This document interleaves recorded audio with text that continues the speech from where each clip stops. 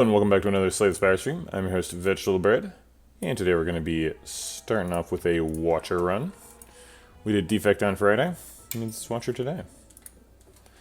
Transform a card, 6 max HP, transform 2 cards. Probably not doing any of those. Transforms are not really that good. Not more willing to pay 6 max HP for one, certainly. So we're almost certainly doing Boss Relic Swap. I guess I will look at the pathing just to make sure. Hey, Meowfatha, or Meowfa. You have a very similar name to someone else who's in the community. Looks like I have my Oculus plugged in, so my frame rate's not great. I'm going to go unplug that.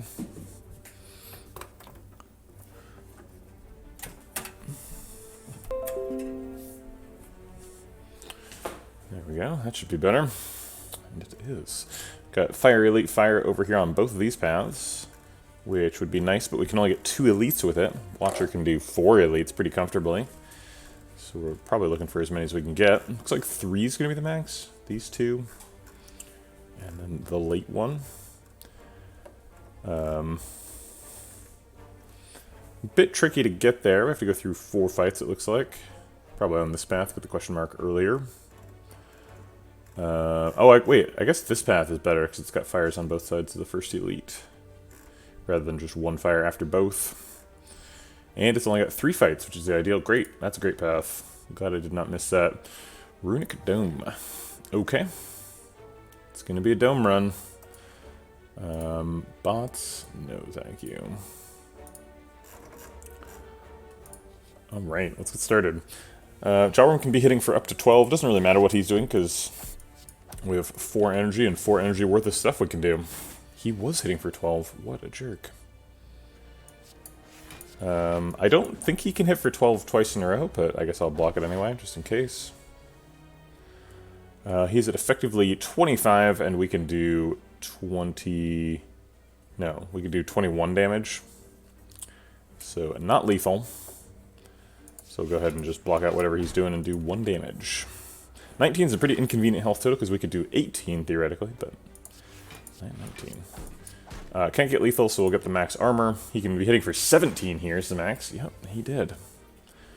What a jerk. This Jalworm. Giving us some trouble. Since he's got 5 armor, I'll go ahead and respect a larger attack. We're probably getting lethal next turn no matter what. So we should just go for the max armor here. Alright. Whatever, we're getting lethal anyway. Still took a lot of damage from that fight. Kind of a big deal. Battle Hymn is a great card. Very happy to see that. We can take Battle Hymn and basically not take damage again. Because Battle Hymn is so strong. If we can get it upgraded, and we probably can there. Or right now. Battle Hymn versus Eruption. I think I'm going to go for the Battle Hymn upgrade. Pretty big deal. Makes us a lot better at Gremlin Knob. Because we can just build up some hymns and then blow them up. He's hitting for 6 this turn, so we'll just block for 6. We may have had lethal here. 24 plus 12 is 36, plus 9 is 45, so we actually still have lethal. Great. Talk to the Hand seems amazing. One of the best cards in the game. Foresight's here too. Foresight's okay. I think it's going to be Talk to the Hand. Okay, great. Well, we're in good shape now. I said we might not take more damage, and then I immediately took more damage, but, you know, it's Talk to the Hand. I think they can hit for max 14 or something. They didn't. Smites are doing 9 while weak, so we can put him to 8 and then kill him next turn. I guess I'll split the other one with Talk to the Hand.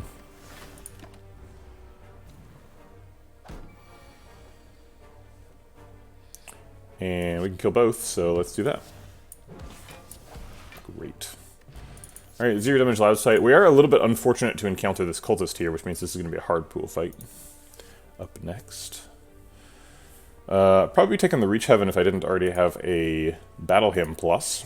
So we don't really need to take more damage. So I won't do it. I think we're skipping because we can. Yikes. A hard pool fight indeed. We can be taking as much as, what, like 12 plus 8 here? How much did an acid slime hit for?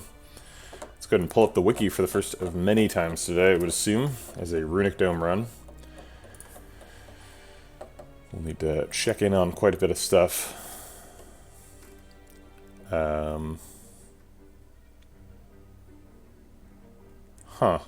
This fight is apparently called Exordium Wildlife. Wild.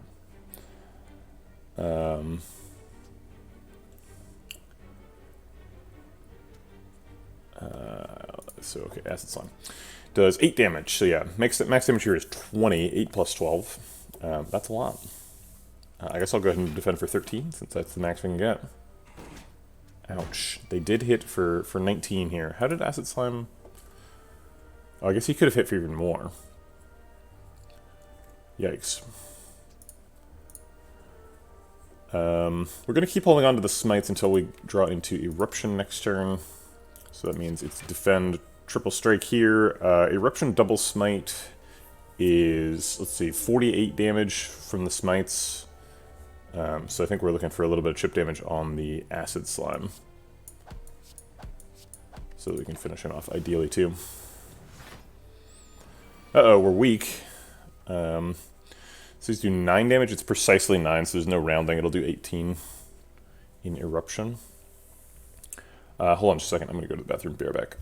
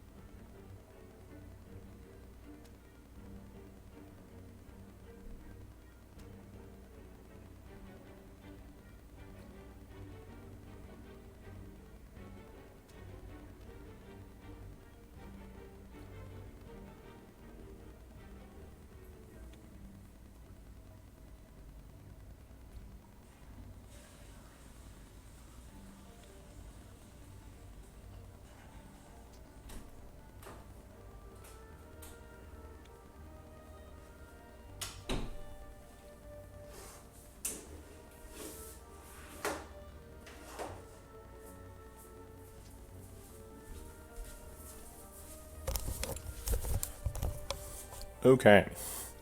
So Eruption is kind of free here, because we can Eruption and then just go back into Vigilance. So probably we're going to like Eruption Smite, Vigilance Defend or something.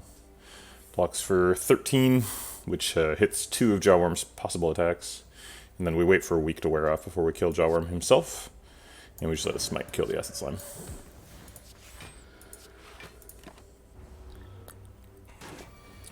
He did indeed hit for 17. What a jerk, that worm. Alright, max block is a single attack after Talk to the Hand and 2 defense, so we'll do that. Saving the smites for the Eruption. We look for exactly 12, and then we get base lethal. Okay. Meditate's great. Hey, Sablin. How's it going? Meditate is sort of on our like watch list here because we've got a Battle Hymn, so an Establishment would be extremely powerful in the deck already to get those smites down to 0 cost the turn after they're created. And we can use that with Meditate to try and decost the deck.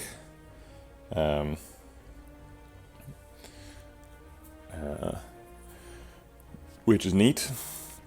We don't really have any resources that end up in the discard that we really care about. The only 2 cards we've added just get played and never discarded. Talk to the Hand, Exhaust, Battle Hymns of Power, so we're not going to be fishing either of those out of the discard.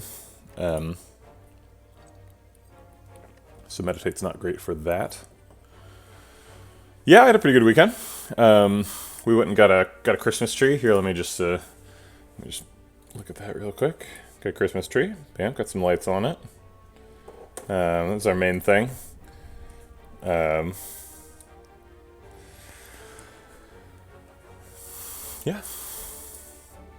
Played some video games. I got back into DCSS a little bit. Played some Formicid Abyss Knights. Killed some, but you know, got one active now. He's in like D10 or something.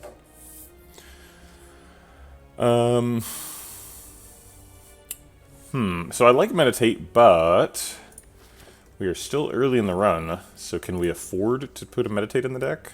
Probably just like resting next floor. But Meditate like doesn't help us with any elites, right? It's probably most useful against sentries because we're hoping to co-occur a Wrath and Calm enter, and Meditate helps us do that.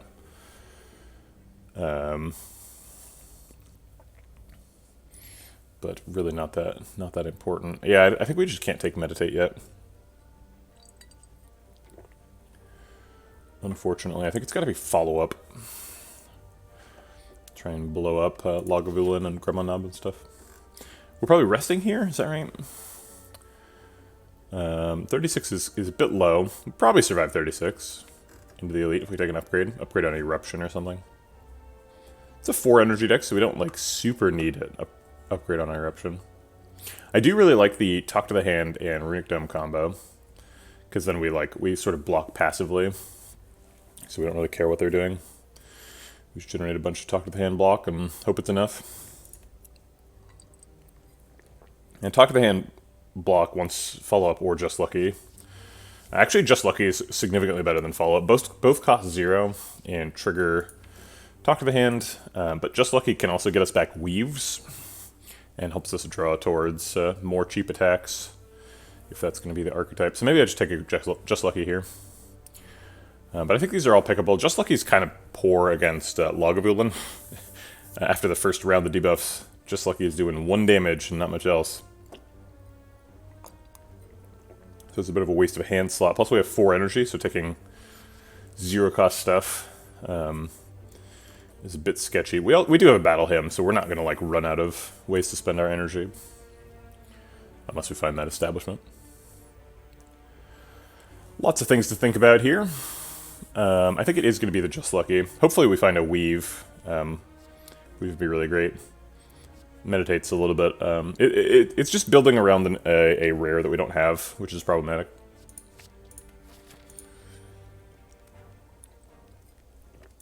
Let's see. It'd be nice to take an upgrade. I think we're probably going to end up upgrading at one of these fires and resting at the other one. So I think I'd rather rest first and then get a new card and then upgrade the new card. The argument for upgrade first is if we upgrade, we might take less damage. So after the rest, we'd be at higher health. Both of those arguments are pretty reasonable. Actually, Talk to the Hand's going to get an upgrade at some point, right? Talk to the Hand pretty much demands an upgrade, so we might as well just do the Talk to the Hand upgrade first and try to save some health. If we upgrade Talk to the Hand, do we ever die to sentries? No, Battle Hymn gives us so much damage. We're not gonna be too slow. Okay. Helps buff the Just Lucky we just picked up. Yeah, we're pretty much just going to Battle Him and wait for as long as we can to wake up Lagavulin. Get a bunch of Battle Hymns or a bunch of Smites and blow them up. Going into Calm's great. And then establishing Talk to the Hand. I guess we wake him up now because it's he's waking up either way. Do we save the Smites for Eruption? I think the answer is probably. Kind of sad that we're drawing Vigilance now, because that means we're not drawing Vigilance with Eruption, which might make us a little reticent to enter Wrath next turn.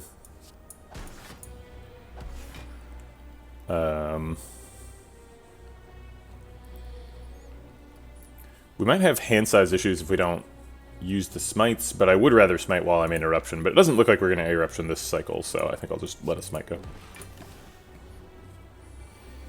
Alright, he's sitting for 20.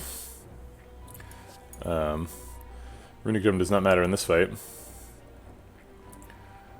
I'd rather cycle back to the Eruption faster, so I'm going to get rid of this strike. Hey, Guitar. How's it going? And we'll go ahead and double defend to save some health. Take 2. We want Eruption back. This should guarantee it next turn because there's only 5 cards here. Next turn is a non-attack turn for Laga, so we have a pretty good chance to blow him up. In fact, I don't think there's any chance involved. Pretty sure that is lethal. Yeah. So we ended up taking, what, 2 damage to Laga? Seems like a good Laga. I definitely think taking the Talk of the Hand upgrade before the fight paid off, because it ended up saving us, like, 5 health, which seems great. We're definitely looking to do, like, a lot of little attacks. We've got a Talk of the Hand and a Duality now. Duality also highly encourages us to play a lot of attacks. So Flurry of Blows seems nice. The problem with it is it's not very impactful, we don't have much stance changing, and it's up against Conclude. So, a lot of stuff working against Flurry Blows there. I imagine Conclude's just a pick. I said I wasn't going to take any more damage, and then I've taken 2 more damage cards.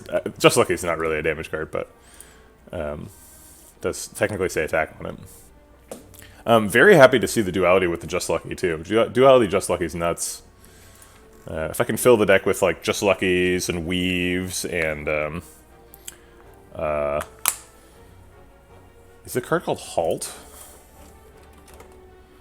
Why is this card called Halt?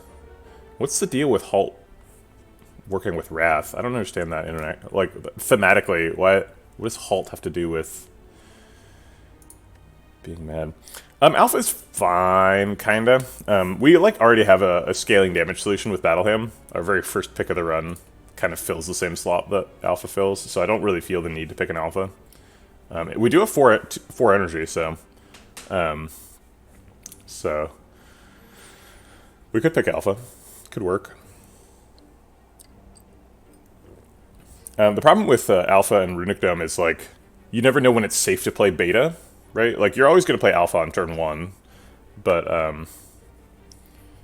the turn when you play Beta is the turn when you're vulnerable, because you spend 2 energy playing Beta, and then, like, you've only got 2 energy left to defend yourself. The turn when you play Omega, generally the fight ends, unless it's a boss or something. So, not too worried about the Omega turn, just the Beta turn. Alpha also blocks up our starting hand, and we've already got a Battle Hymn in there, so I really don't want, like, 2 out of the 5 cards that we draw on turn 1 to be, like, setup stuff, Battle Hymn and Alpha. I have done Battle Hymn and Alpha before, but they don't really work very well together, so I don't think I'm going to do it again.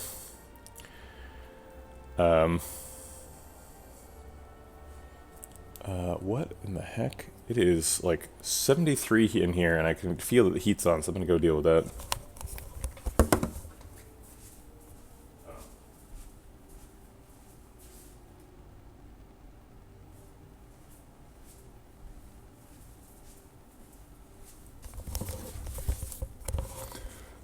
All right. Yeah, it was only 70. It wasn't 73. I misread it. Thanks to your many accuracies run, I've had a great run with kunai, shuriken, shivs. Hell yeah, dude. Full ninja. Kunai, shuriken, and shivs. That's the complete package. That's the bee's knees. This run's going to feel a little bit like that with the duality. We're going to be playing a lot of attacks here. Hopefully we can find a weave. We're already a little bit invested into scrying. So I'd be a lot happier about weave than flurry blows. Maybe I should be taking the flurry though, if I really think super multi-attack is right, but I kind of don't. Yeah, conclude is super good. Let's take a conclude. Maybe we upgrade here too. Seems ambitious. I think if we upgrade here, unless we like completely ace this elite, we're probably not fighting a third elite. But it is possible for us to just ace this elite. Especially if it's sentries. Yeah, exactly. The problem with alpha, right, exactly. Lots of block cards, Watcher deck. Yeah, but like, Watcher decks, like, Watcher comes with like tons of built-in scaling, right? Because you can just eruption and kill people. So Watcher decks don't really need to worry about scaling, which is like a really big deal, because finding your scaling is like a big part of a Slay the Spire run. But yeah, blocking is a little bit difficult for Watcher. They don't have like frost orbs or anything. I already did both of those. Okay, so so resting definitely probably gets us gets 2 elites, I would imagine. Kind of depends on what happens here and here. And I suppose these question marks as well. If we upgrade, what would get it? If we upgrade, it's definitely conclude. Conclude's kind of a like hot and cold card. It's like super powerful. And it's upgraded even more so. 16 damage AoE is massive. But then sometimes you just don't draw it, and then you take damage.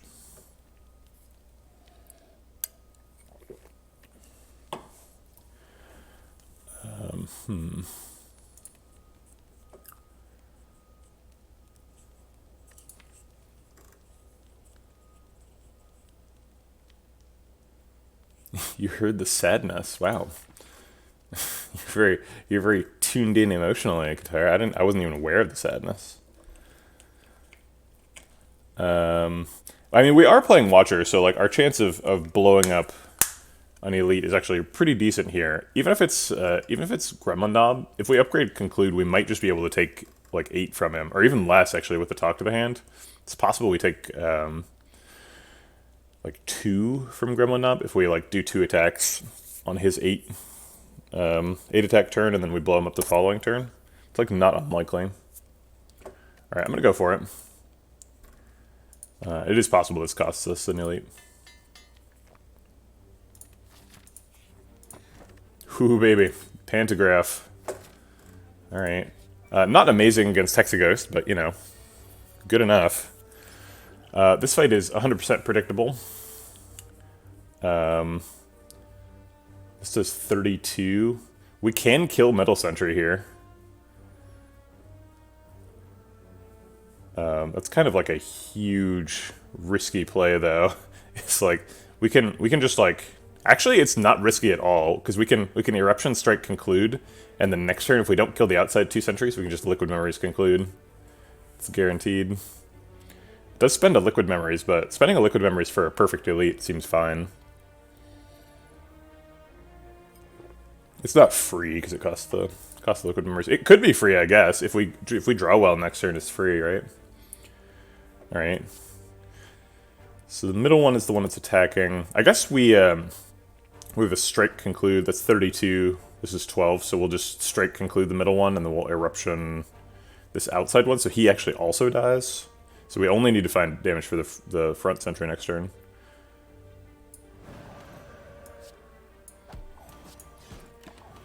All right, conclude plus seems to have paid off so far.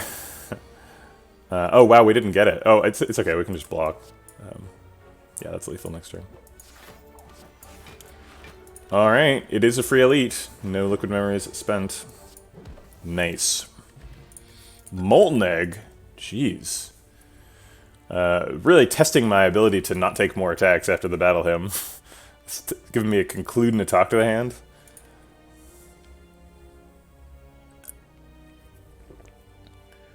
There's pressure points here. Theoretically, if we do lots of scrying, pressure points could be good. Probably not going to do that. We could take a Protect. Protect is a good card. Protect is especially good if we get Establishment. 0 cost Protect is Chef's Kiss. That's some good stuff right there.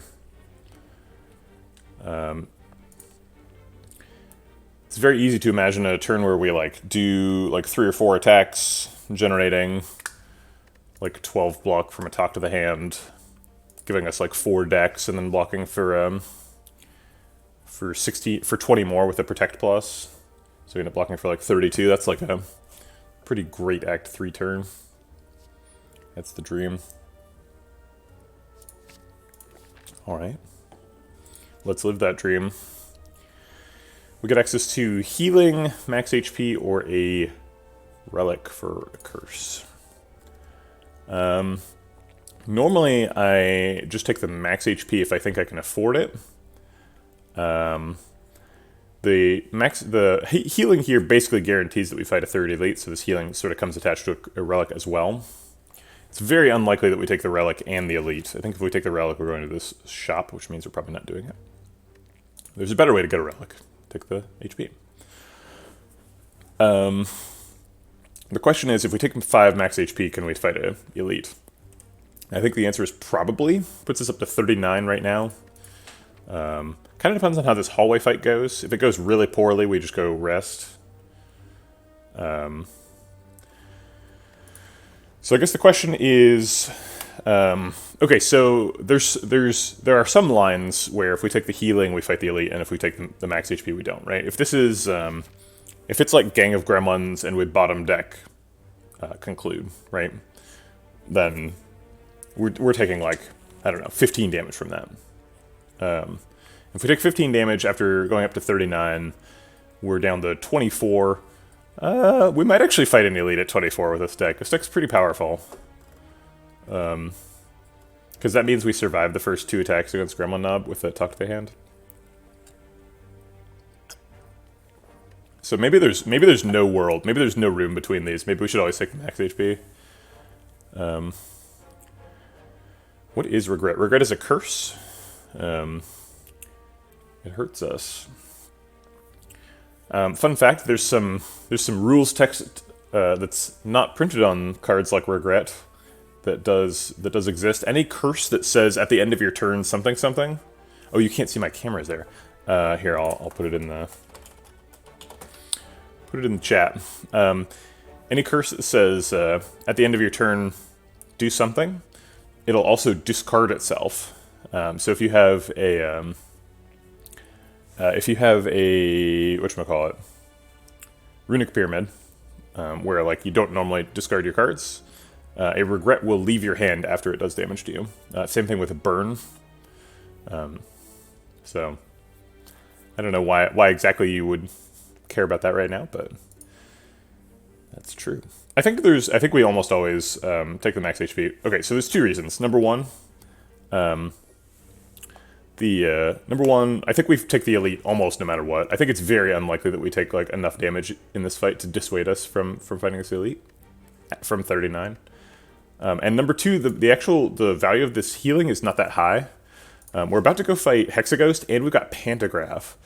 So if we get out of this campsite at like 20 health, we're gonna go into this at like 50. And going into Hexaghost at 50 health is like kind of nice, but kind of bad, because Hexaghost measures your health, right? So the more health you have, the more damage he does. And so we really don't want to end the act with much. Like probably the best case scenario is we end this act with like, I don't know, we can't go below the 24 breakpoint. So like we kind of want like 8 health here. so that we heal to just below 36. Let's see. No, I guess it's we want 10 health, so that we heal to 35 with the pantograph. And if we heal for 22 right now, we're definitely going to be above 10, I think. So I'm going to go ahead and heal for 5. You don't see much problem for the regret? I mean, yeah. Regret, I mean, it forces us to go to a shop, right? We're definitely not going to, like, take a regret and an elite, right? That would be crazy to, like, go into Act 2 with the regret. That's just going to do a lot of damage to us. Possibly cause us to lose. So it would force us to go to this. See, it's not free, though, because it costs us going to this shop. And if we go to this shop, we're not fighting this elite. So it's a relic either way. But I'd rather fight the elite than go to the shop, because we don't have enough money that we're, like, excited to go to a shop. So this is definitely worse. Plus, we have to carry the regret through this hallway fight, which now we don't have to do.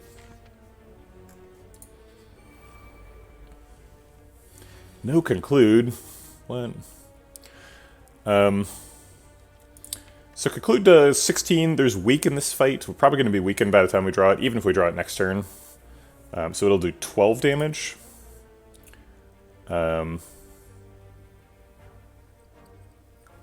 Which still kills him. We might want to strike him, just to make him die also. I guess we should strike him, since we can do 6 damage and put him to a breakpoint.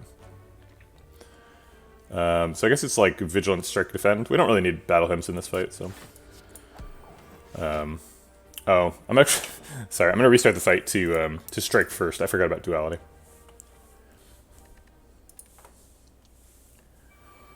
Gives us one more block here. Okay. 15's a little bit light. Looks like it was exactly enough. That's nice. So conclude kills both of the outside ones, and then we'll just protect. Oh crap! Gosh darn it! I have to restart the fight again.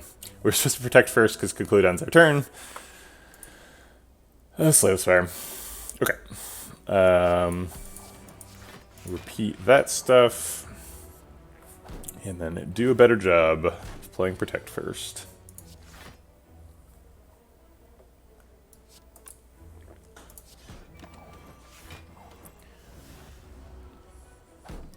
Alright. So we did end up getting through that fight with 0 damage. We've got another shot at a Meditate. These are all uncommons, pretty rare. Not the highest quality uncommons, you know, if I could see a Tantrum here, I'd be very excited. Weave, Talk to the Hand, also would be higher priority than these. Definitely never taking Battle Hymn, that would be our second Battle Hymn, that's crazy.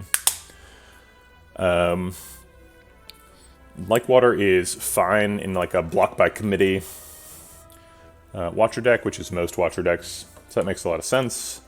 We have a pretty good block plan right now. Talk to the Hand and Protect are strong. What do we think about Meditate? We can Meditate back a Conclude or Protect.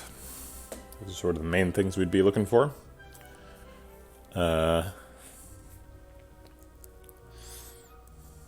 This is definitely still an establishment deck. Protect, it makes it even stronger.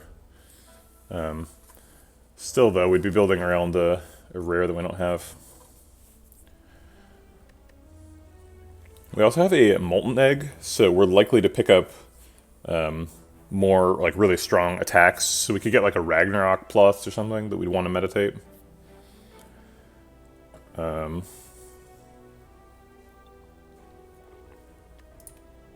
Meditate fights a little bit with Conclude. You don't want to have two things that end your turn in your hand, because you'll only be able to play one of them.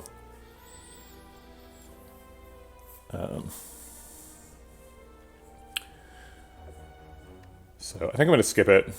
We don't have the... If I had an establishment, I would definitely pick it. And maybe it's correct to pick it anyway. Even if I had a second Wrath enter, and I just wanted another Calm enter, I could see picking it here, but I don't know. Just doesn't do anything in the deck right now. And I think adding some junk to the deck that doesn't really work is probably not a good idea. Even though the deck is functioning really well. We just don't need to make that kind of a speculative decision. This deck is fine as is. Colorless Pot versus Dex Pot.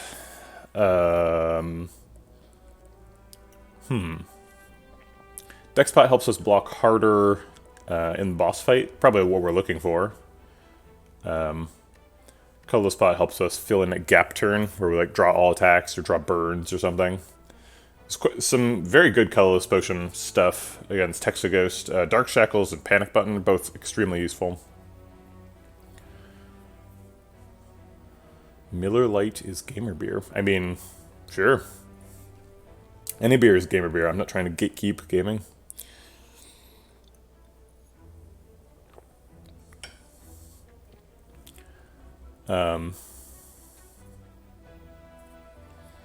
If you'd asked me what my favorite beer was in college, I would have somewhat sarcastically said Miller High Life. But, you know, that was somewhat sarcastic at the time and definitely isn't true now. So, it's been quite a few years since I've had a High Life experience. I think we're going to skip the color spot. I don't know. Are we really saying that we're going to carry this deck spot through this elite fight? There's a good chance we spend it. Maybe we should be thinking about what's good in this elite fight.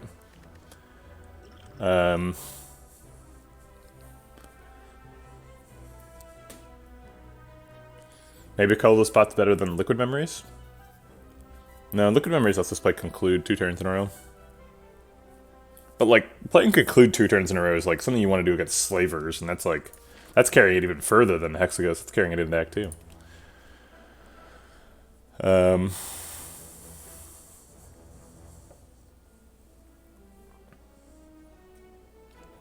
Huh. It's interesting that you say the word light with a beer is like an insult in Europe.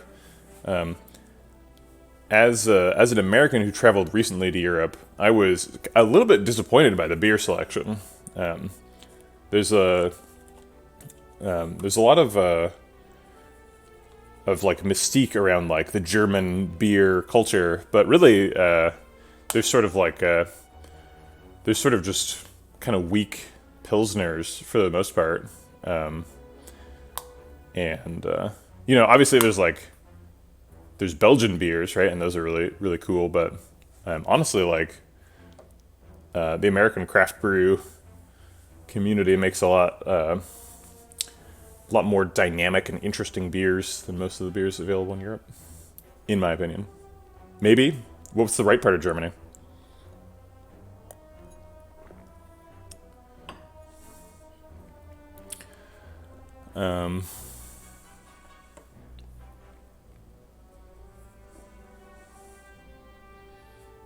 A lot of people defending European beer culture. I get that. Obviously, like American beer culture is not a monolith either. There's a lot of Bud Light drinkers here in the United States. So,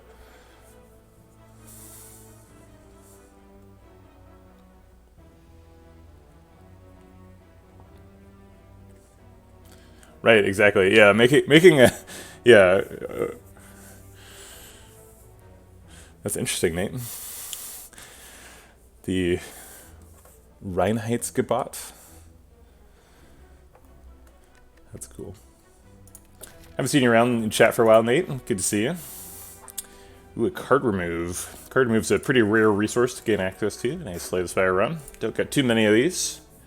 Got to imagine that's going to be better than 18 health. We talked a lot about how health has low marginal value in situations coming up soon, assuming we survive this fight. So card remove is going to be the big pick here. Oh, interesting. You can only make beer with ingredients that grow in Germany. Wow. Well, what does that cut off, right? Because, like, surely, like, hops and like, wheat and stuff grows in Germany.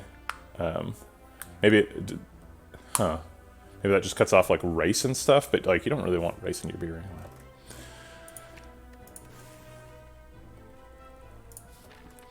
All right, we've removed a strike. We're going to go fight an elite. It is Lagavulin again. We kind of took Lagavulin to the cleaners last time, so we'll just do the same thing. Get those smites, talk to the hand down, that's great. And we're probably waiting for Eruption to come back around. Unfortunately, we can't set up next turn with Just Lucky, because we would wake him up now. Hopefully we... I guess we can't hope to redraw Eruption, because it's not possible. Do we just wake him up with 2 strikes here? It's kind of a poor wake up. But I don't really want to spend a smite. I would rather do those in Wrath mode. Yeah, we should be able to block out fine with the block return on him.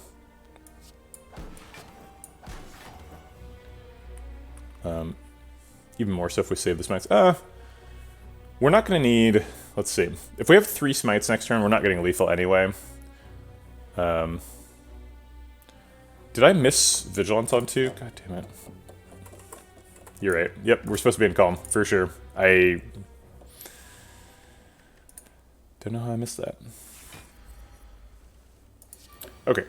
I think I was just busy talking about how good we were at the Lagavulin fight. Yeah, obviously. We want to develop both the things on turn 2. Whoops. Alright, and I think we're still waking him up with 2 strikes, because he wakes up naturally this turn anyway. I'll take the 4 damage. I don't really need to spend a smite here. Is this ever lethal?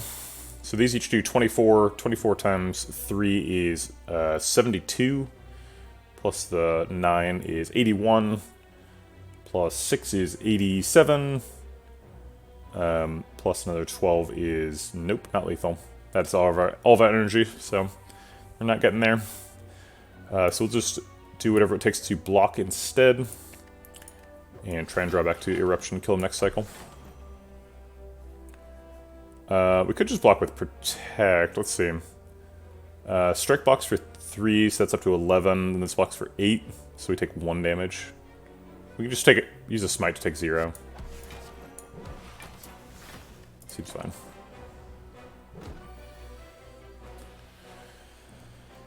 Problem with Conclude and Duality is we can't use the dex that we get from Conclude to play the defense, which is too bad. Awkwardly, the smite blocks for more than a defend, because the smite blocks for 3 itself, and then also... Oh, I guess it only blocks for 5, huh? So yeah, I'll just block with the 3 defense then. Okay. We've blocked out again, just trying to redraw Eruption for lethal. There it is. There's a 0 damage Lagavulin. Pretty nice. No reason to skip Akabeko, just take that. Ooh, a second Just Lucky. It's up against Wheel Kick, though. Wheel Kick's pretty incredible. I kind of want both, because, you know, you can use the Wheel Kick to draw the Just Lucky.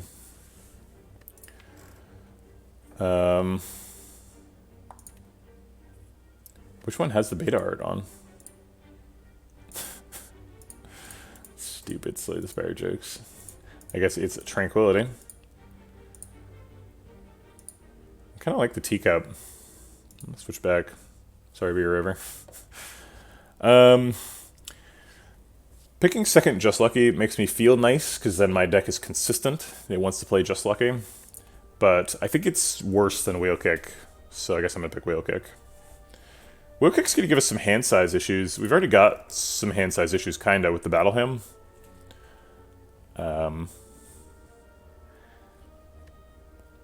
But that's actually kind of nice, because if we pick Wheel Kick, then we're like really free to pick lots of 0-cost stuff.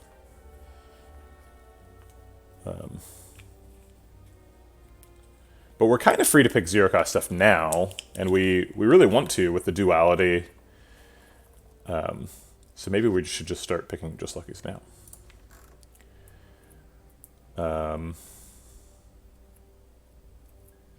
I kind of hate building a deck that just comes online when we find a Weave, because what if we never find a Weave, right? Weave is an uncommon. We've had really good uncommons so far, but it's definitely possible to never find it.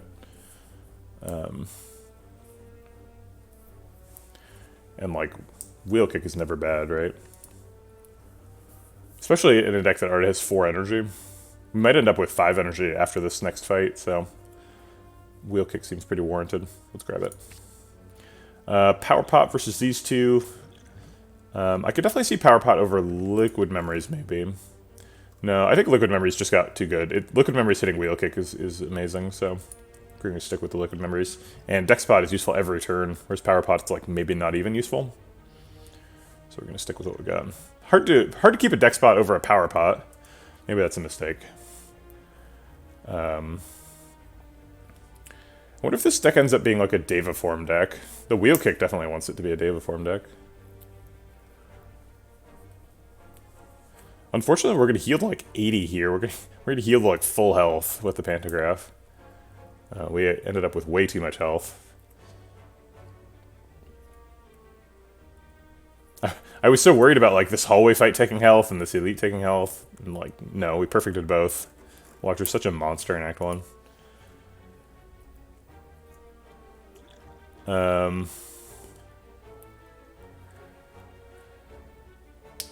Let's see.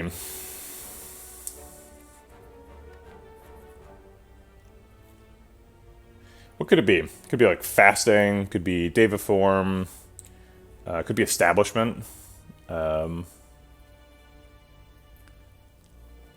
are pretty good. Could also be like water or Master Reality. Actually, Master Reality is not even bad. Yeah, I guess I have to take Power Pot. If Master Reality is even good, then like every Power Pot outcome is good. So let's just skip the deck spot. Okay. Definitely taking an upgrade because we're at full health. Does this deck want Snecko Eye? Snecko Eye would give us massive hand size problems. We're already generating a lot of hand size with whatchamacallit? Battle Hymn. Although, I mean, drawing 7 cards a turn and retaining 3 is like pretty great. So, I think we'd probably say yes to Snecko Eye. What about Runic Pyramid? Yeah, it seems like we're yes on you Runic Pyramid too.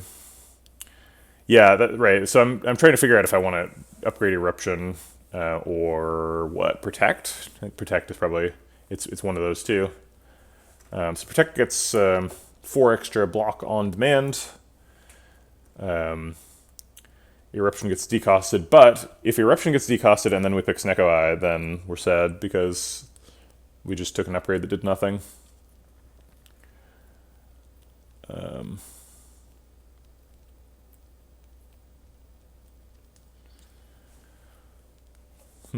Whereas Protect is guaranteed to not do nothing. I don't think we need the Eruption upgrade. I think I'm just going to take a Protect plus. Guaranteed to not do nothing. 64. We're going to be taking a lot of damage next turn. This is a pretty scary situation.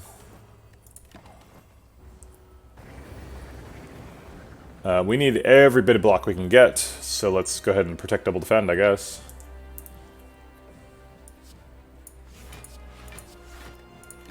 We're still taking damage. Gross. Alright, he's only hitting for 6 this turn, I believe. I'm going to go ahead and pull him up. Just to gain some additional confidence. Alright, he's on 0, so he is Searing. That is 6 damage, yep. Alright. Yeah, Talk to the Hand's pretty nice. So we basically just get to block for free. I'll go ahead and draw the Ascender's Bane just to exhaust it. We've got more action in this hand than we can deal with anyway, so might as well.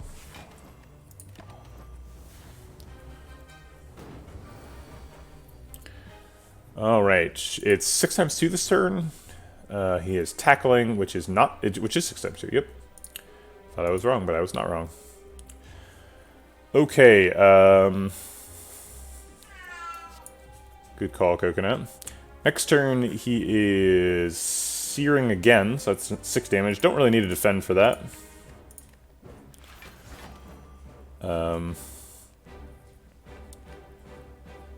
Like to hold on to the Protect, I suppose.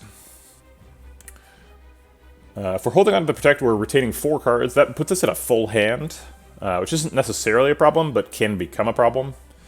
So I'll go ahead and Smite to clear out a little bit of room.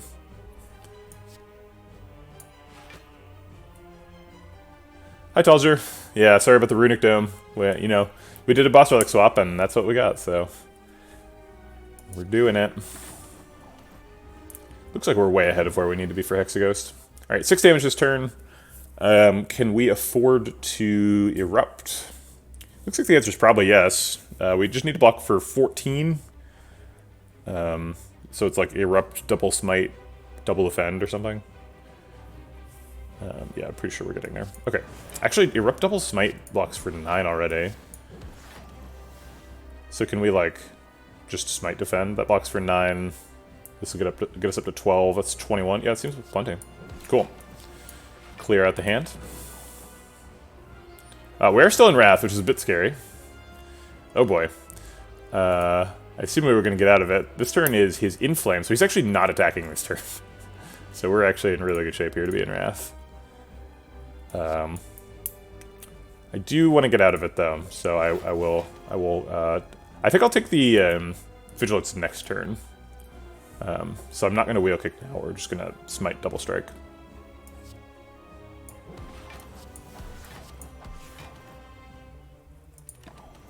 We might actually get lethal next turn, depending on what we redraw. Oh, it's Wheel Kick. Wow. Okay, so we did get lethal. Okay. Bye, Hexa. Alright. Spirit Shield seems good with the Conjure... Or, not the Conjure Blade, the Battle Hymn. Blasphemy is always good. Blasphemy is pretty good with what we're doing, too. We generate lots of smites. Blasphemy, blow people up. Seems like a pretty solid plan. Not a huge fan of Spirit Shield, especially with a Runic Dome deck. Because it's hard to tell when it's appropriate to invest 2 energy into blocking for a bunch. Spirit Shield is great if we pick up Snecko Eye. Because our hand is always full, and we can... Spirit Shield gets randomized costs, so we just block for 30 for free every time we draw it, basically. Oh man, yeah, you should try out Blasphemy. It's Blasphemy is quite a ride. Blasphemy is like in the discussion for best card in the game.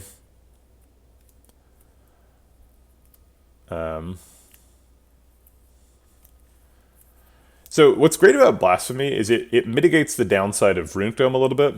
Because like with Runic Dome, we don't know how much the enemies are attacking for, but we do know how much health they have. So with Blasphemy, we're just like, it doesn't matter how much you're attacking for, you're dead. That can be an answer. It's not an amazing answer, but it's an answer. Doesn't work in all fights. It certainly doesn't work against the heart. But by the time you get to the heart, you often have access to some intangible. So if you have, like, for example, Incense Burner. If you have Incense Burner, then you can blasphemy freely on the whatever, the 5 count turn, because then when the next turn comes, you're intangible and blasphemy can't kill you.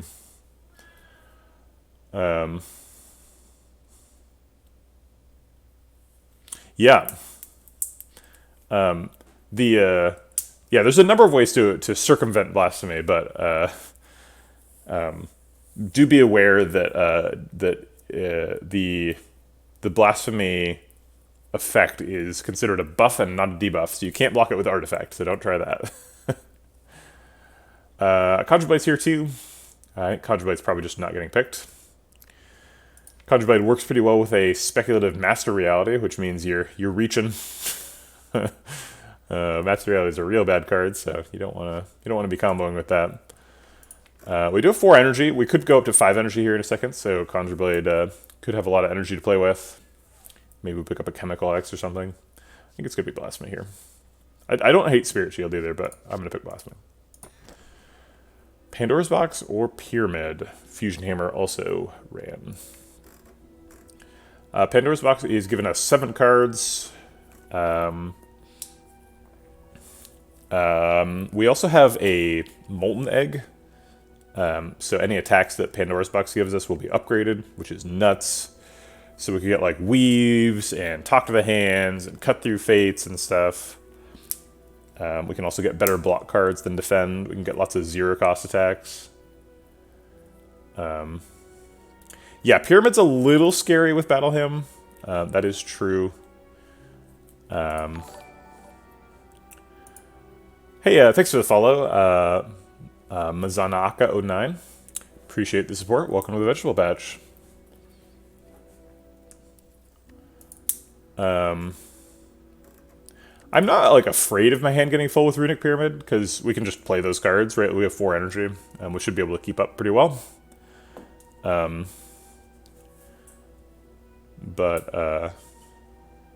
it is a concern.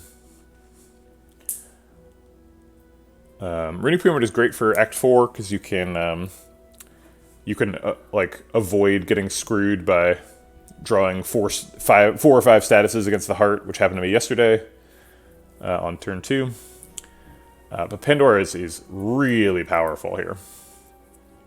Oh, I see. You're somebody was advocating for Fusion Hammer when he said you don't need upgrades. That makes sense. Yeah, that's true.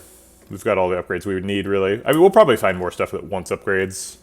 Blasphemy could use an upgrade. Eruption as well. But yeah, Fusion Hammer would be fine. Going to 5 energy, always good. My instinct here is that Pandora's is insane, right? We've got some good block resources. Duality, Just Lucky, Talk to the Hand, Protect. We've also got some really powerful attack resources. Battle Hymn, Wheel Kick, Blasphemy, Conclude. So, like, there's really no way for Pandora's to screw us. Like, it can't give us a deck with 0 attack or 0 defense. I do think people should learn. Learning is good. If you have classes, you should pay attention to them. I understand the appeal of playing video games and watching video games, but there's a time for all things. Let's see.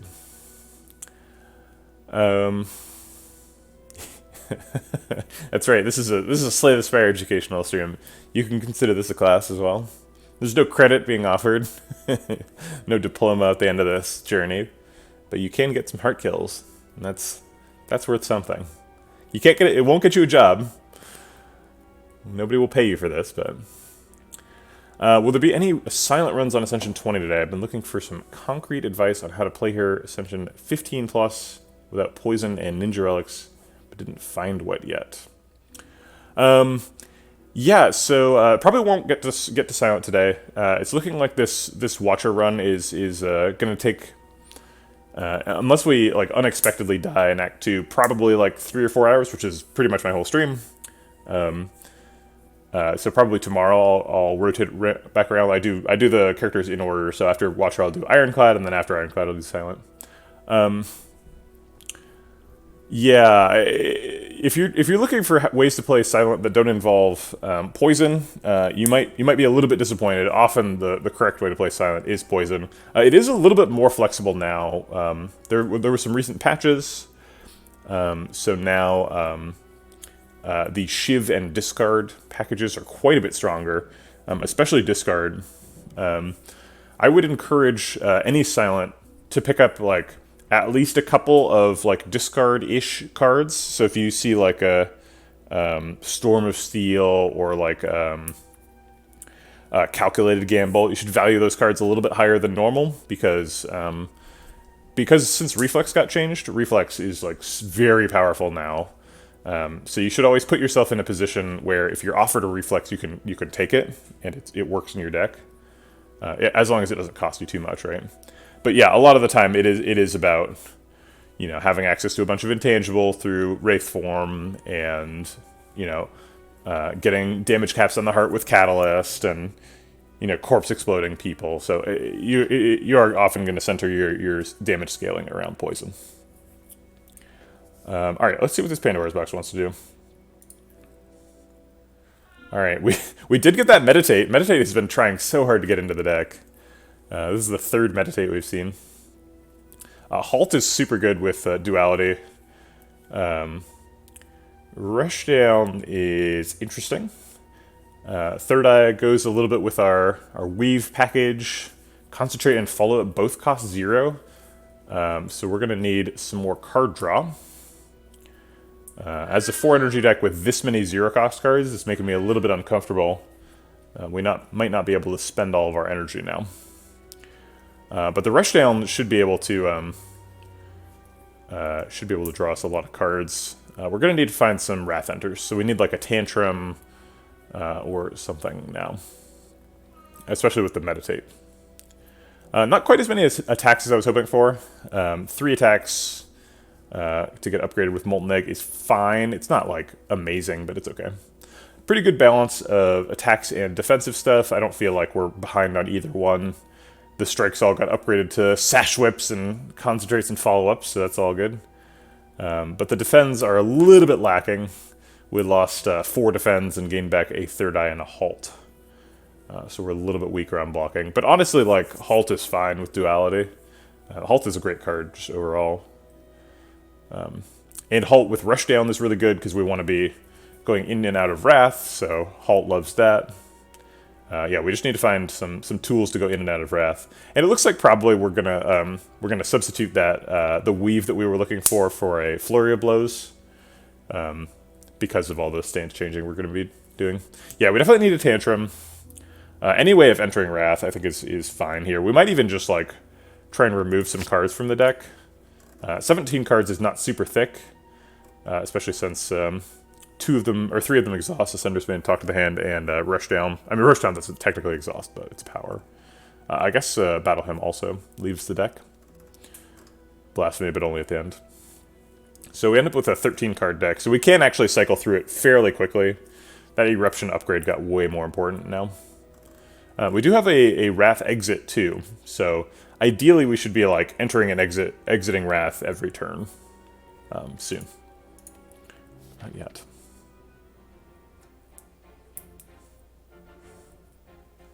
That's an adorable emote about the that's the whatchamacallit, the Celeste character eating a strawberry. Sorry, let me jump back to Manzaka's comment. You've tried discard plus shivs, but without the relics, damage doesn't seem to be there. We'll be looking forward to the next streams. Well, I mean, the damage run is the damage is definitely there now. If you can grab an accuracy, my most recent silent run was doing like 20 damage with shivs, and that run did have like 4 copies of accuracy, but like the damage is definitely there. You can 100% kill the heart with that damage. How do we feel about Act 2? What are we looking for in Act 2? We've got enough money that we can go to a shop. It's not like a high priority, but definitely something we can do. Interesting.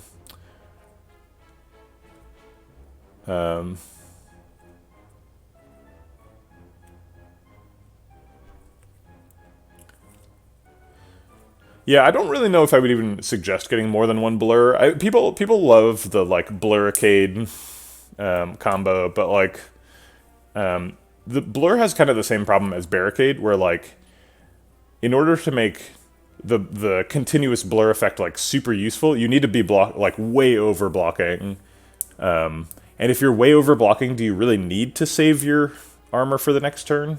Seems like you don't.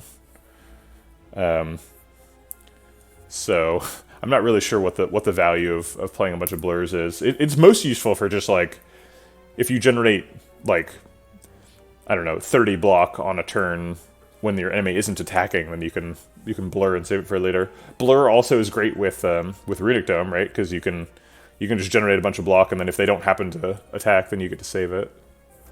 But I don't highly prioritize blur. Well, there's several 3 elite paths. There's actually a 4 elite path. Oh wait, no, that's not true. This is a 3 elite path. 3 elites, 2 fires though, which is nice. This is also a 3 elite path. Gets an extra fire. Both of those are forced to go through a shop. So we probably wouldn't go to this early shop. Probably save our money for the late one.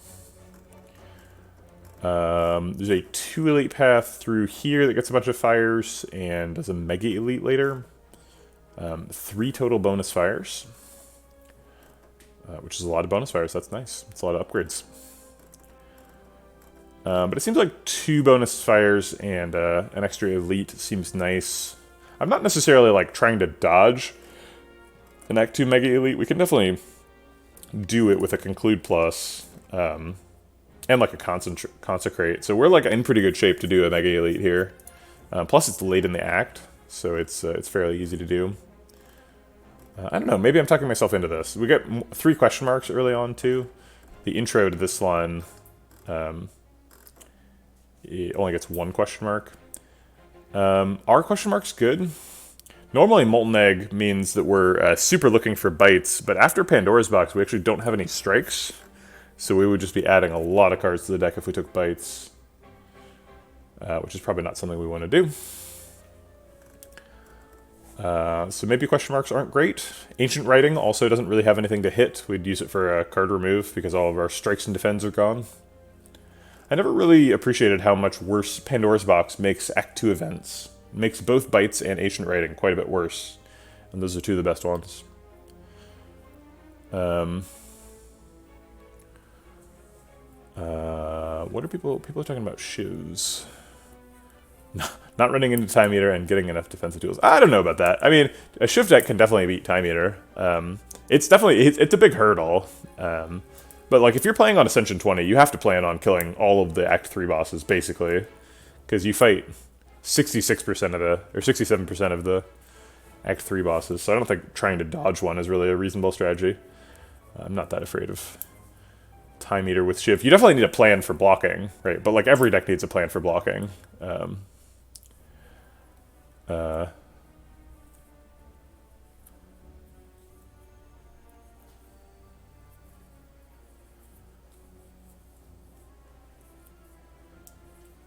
I don't know if you don't high roll Shivs, you just die though. What does that even mean? Like, what is high rolling a Shiv? I don't know. Yeah, Time Lord is definitely dangerous, but it depends on what deck you're running, which Act 3 bosses are most dangerous. Any of them can be a run ender. I think Donu Deka don't get enough respect for being dangerous. Donu Deka is very dangerous. You don't really need Shuriken if you're playing Shivs. Shivs have enough damage scaling by themselves. I mean, you need to find an accuracy or a Shuriken, right? Like, you don't need like a ton of scaling. But Kunai definitely. Kunai I love. I think I'm gonna go right. I think I like the extra fires and getting a Mega Elite and a super late shop.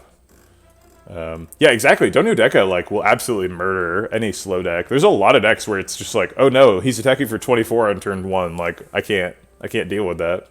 And like those decks probably weren't going to survive Act 4 anyway. But like you can kind of say that about all of the Act 3 bosses. Oh man, Akabeko Concentrate. That's going to do some good stuff. We could skip Battle Hymn here. If we Eruption Wheel Kick, we do a bunch of damage, but if we draw Vigilance and Conclude, then we never have a Wrath exit. I guess I'm not too worried about drawing both of them, right? If we draw one of them, then we reduce our chances of drawing a follow-up. That line does skip Battle Hymn, which seems really good in the fight. So maybe we just Wheel Kick and Battle Hymn. Time Eater can't be brute force like any other enemy. You need to think ahead, and it throws me off very much. Even Heart is not very bad. Fighting is most of the internet is predictable. I don't know. I mean, I'm not sure I agree with that. I definitely think Time Eater definitely can be brute force, right? Like if you've got like a limit break Ironclad that just like scales your strength to 100, and you just like sword boomerang him to death. You can definitely kill him like in the first cycle. I also don't really know if he like takes more forethought than the Heart. The Heart you're building around the entire run. You're like, okay, but does this work against the Heart? It's like you can be asking that question on like floor 1, right? All right, let's just start with a Wheel Kick.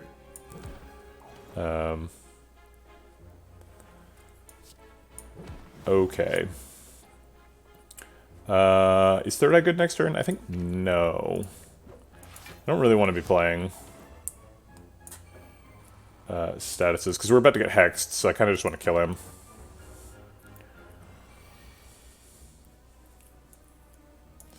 Talk to the Hand Sash Whip is incredible. Oh wait, this is lethal. Blasphemy Smite's 36 damage. Do. Didn't miss it.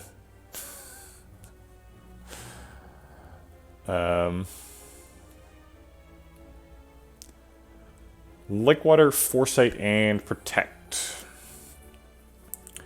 Feeling pretty good about Skip here. Lickwater's not bad. Foresight, likewise, not bad. Foresight's incredible if we find a Weave, but I've kind of given up on looking for Weave here.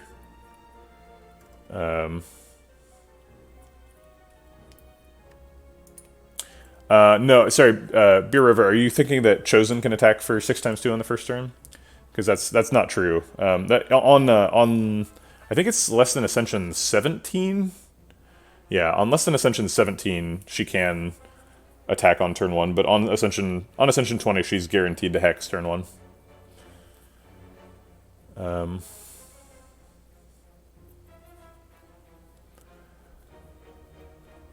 Yeah, I think Skip is probably right. It's unfortunate. I like all of these cards, but I don't want to add them to the deck.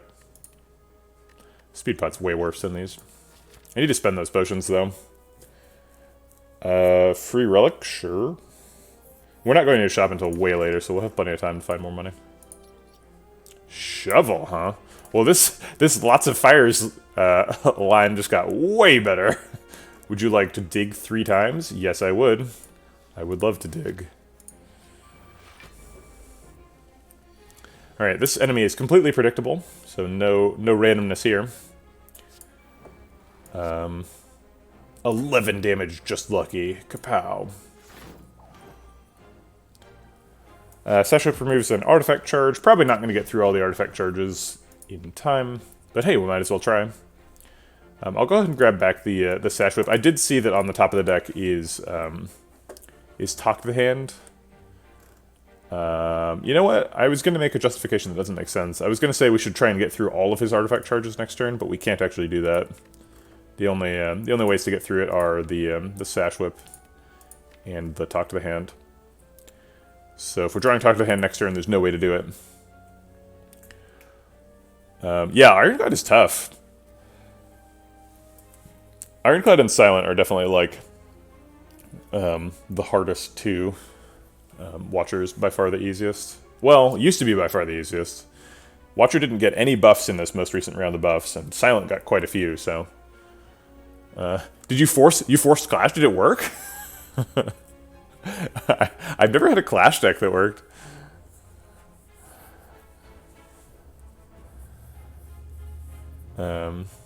Nice. Congratulations, Pixel Nice. I mean, I guess Sash Whip does the most damage, too. Maybe I need block for next turn. Just lucky blocks. Okay.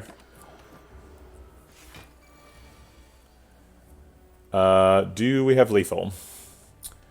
Conclude and Eruption are sort of fighting for the privilege of being the last card used, so it would be like Blasphemy, Smite, Conclude, basically. With like Talk to the Hand and Just Lucky tossed in. Looks lethal.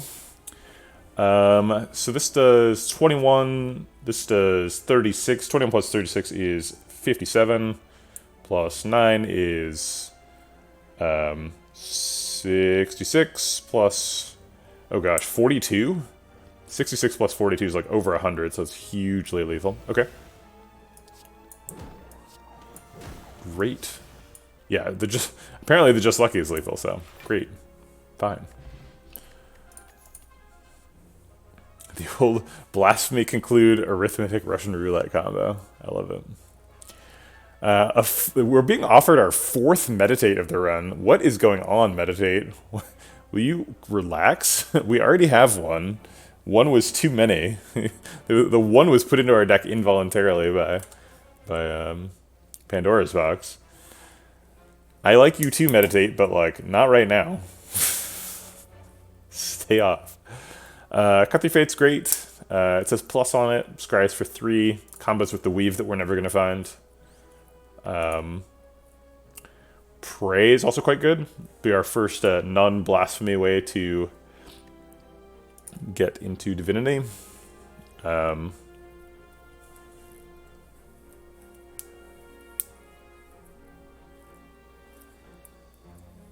Meditate once scritches. If I pet meditate, will it go away, or will it just want more scritches? I predict it will want more scritches. What's the beta art for meditate? It's the same as the regular art, just better. I don't like the hands very much. The hands are kind of cartoony, but I love the face. The face is great. Conversely, the in-game art, the hands are like the best part. They're like these weird pointy claw things. They're like kind of fun. Alright, we're gonna keep beta art going for that.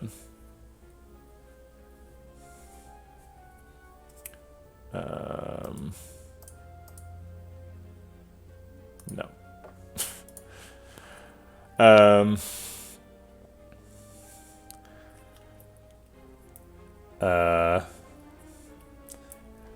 Let's see. I think all these are takeable. I don't know. It just seems like a really weird thing to objectify. it's not sexualized card art, right? It's just you know, she's just meditating. Thanks for the subscription, Evil Cod. Appreciate the support. Thanks for loafing around here in the vegetable patch, where we're loafing, mixing our metaphors together into a metaphor soup.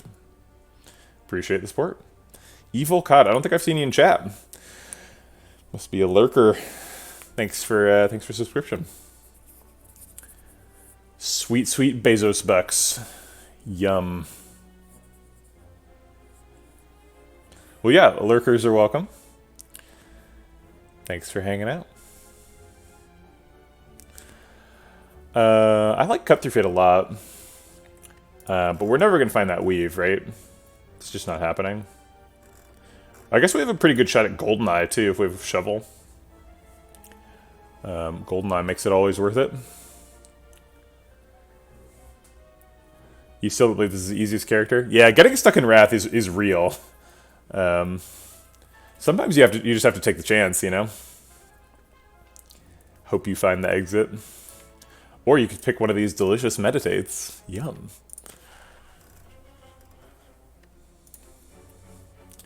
They're high in fiber.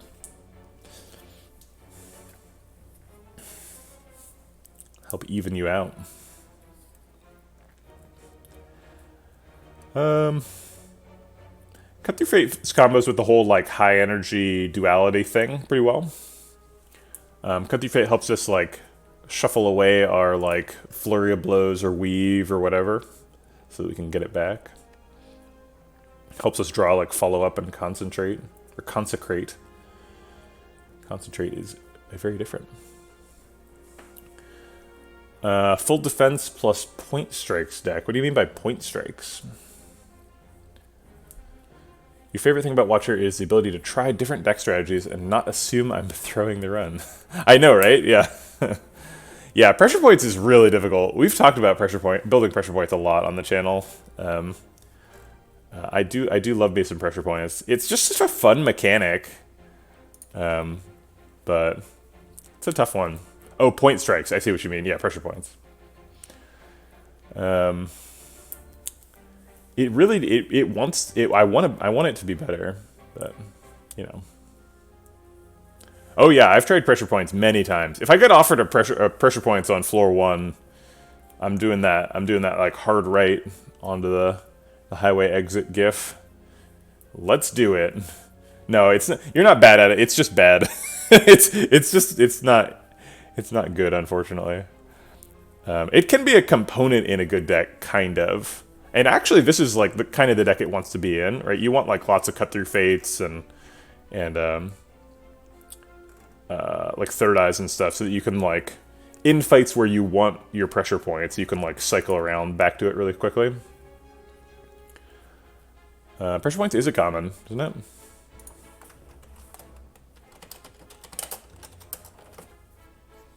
Yeah, it's common. I mean, this one says plus on it. It can't be too wrong. Let's take a cut through fate.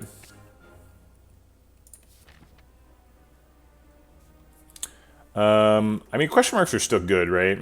They're not like as amazing as they are normally because no bites, apparition. What do we think about apparitions actually?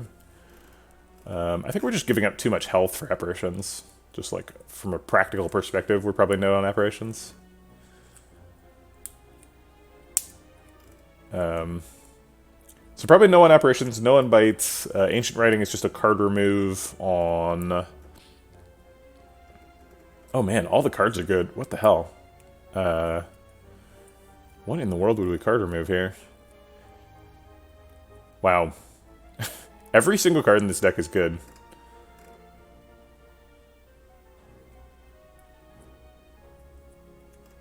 Well, that's weird. No, Conclude's way too good in Act 2.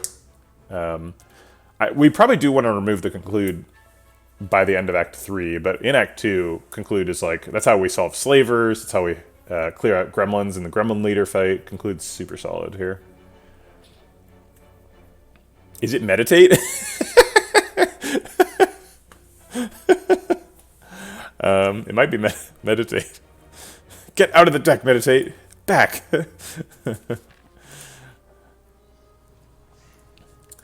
I do love me a Warp Tongues. Doesn't seem like we super need it. It can hit Smites, which is nice. But we could just upgrade Eruption right now. That's probably what we want. Eruption, Third Eye, and Rushdown are kind of the best ones. Halt is pretty good too. Meditate. I don't know. We do have some pretty good upgrades, and we're guaranteed to always get value out of Warp Tongues. The question is really, can we deal with the pain? And I think we can. Just Lucky, Third Eye, and Cut Through Fate all help us avoid drawing the pain in the first place. But wait, how do we get rid of it? Well, this might be a card remove, but if it isn't, are we really fighting a Mega Elite with a pain in the deck? It does give us an answer to the question, what do we remove? Which is something I was struggling with just a second ago. I'm gonna do it. I love Warp Tongues. Darn, I was hoping this was a card remove. Oh well. Okay, Snake Plant, I believe, is always attacking on turn 1.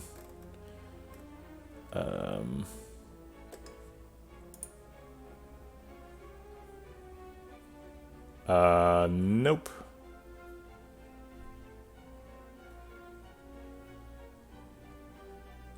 So it's just 65% chance of using Chomp, and then he'll switch to Chomp Chomp Spores after his first Spores. So he can be Sporesing on turn 1. He's probably chomping. So let's assume 24 damage. Such a pain in the deck. I guess we like battle him, protect, meditate, back the protect. There's like no reason not to do that, right? Maybe we power pot here. What are we looking for with the power pot? Fasting? Deva form? I honestly do not know.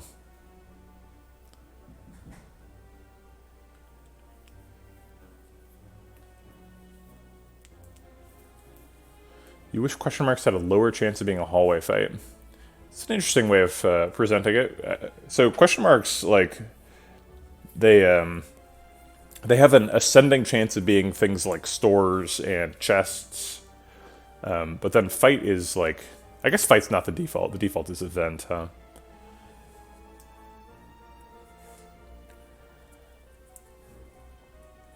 Alright, I don't see any reason to use either potion, but I should be using a potion. I need to find a way to use a potion. I don't know what it is, but... Alright.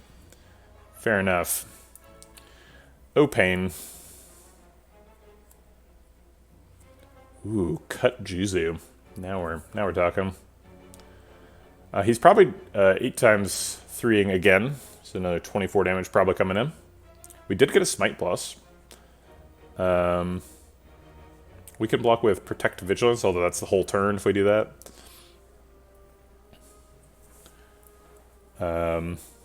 If Wheel Kick draws Talk to the Hand, then we can block with like Wheel Kick, Just Lucky, Smite Halt. Let's see what this does. Alright. Do we just Protect again? We get rewarded for not playing a ton of cards here, so I think not playing a ton of cards is probably right. Oh, we should have played Just Lucky first. Yeah, I'm going to restart the fight to do that. Actually, is that good? It blocks for... Yeah, it is net positive health, assuming he's attacking.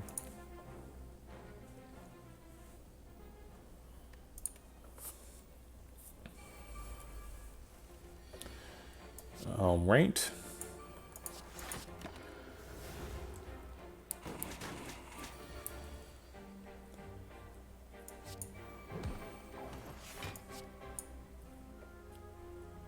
Concentrate's not particularly good in the fight.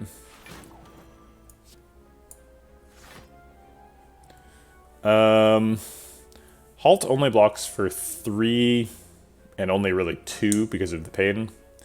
So I'm not going to play it because he might just be debuffing. Okay, now he's guaranteed to be debuffing, right? Because he can't chomp 3 times in a row. Yeah.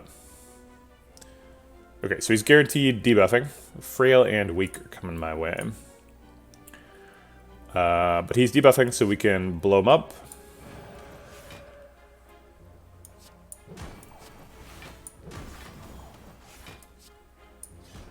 Okay.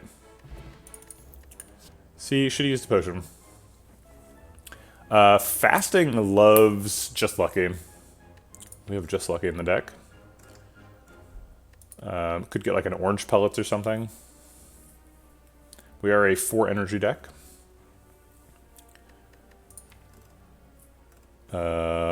What else is true? We have several 0-cost attacks, follow up, concentrate, all of them good with fasting. We have one of the very few single card deck scaling cards in the game with halt. All right, see you around, Pixel Noise. Thanks for coming by. Seems like a pretty good fasting deck. If we pick fasting, we might pick Deva form later, which makes me happy. I always like picking Deva form.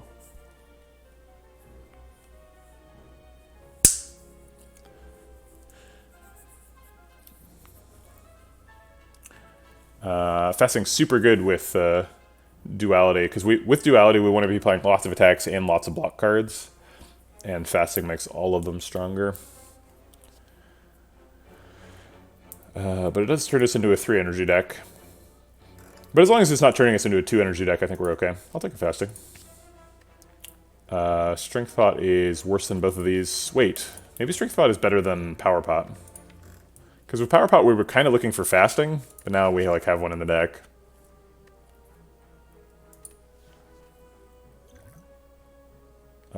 Okay.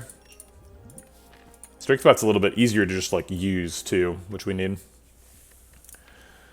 I would like to upgrade fasting. I'd like to upgrade blasphemy. But upgrades are a little bit less important since we have warp tongs and we have shovel, so we've got a pretty good alternative to upgrading that isn't resting. So I think we're just going to dig. Orichalcum, probably not as useful as an upgrade, but, you know, gotta roll those dice. Let's wheel kick and try and find Talk to the Hand. And fail. We're playing Watcher, so we have to check for lethal, because there's a blasphemy in hand. Would make this do 24, this do 30, that's 54, this would do 33, that is 87, not lethal. What about with Strength Pot? Then this would do 12 turns to 36, plus 30 is 66, plus 14 times 3 is 42. 66 plus 42 is 100. So still not lethal. Okay. Great. Let's just play the other cards then. I will go ahead and just drink the strength pot. I'm actually going to restart the fight and drink the strength pot because it's pretty obvious that I was gonna do that anyway. Juzu should make some noise at the start, just like the bird mask do. You think Juzu should say caca? It's definitely a buff. Make it a much better relic. Anything that says caca is good in my book. Alright, he big attacked first, which means this is not a big attack, which means it is 21 damage.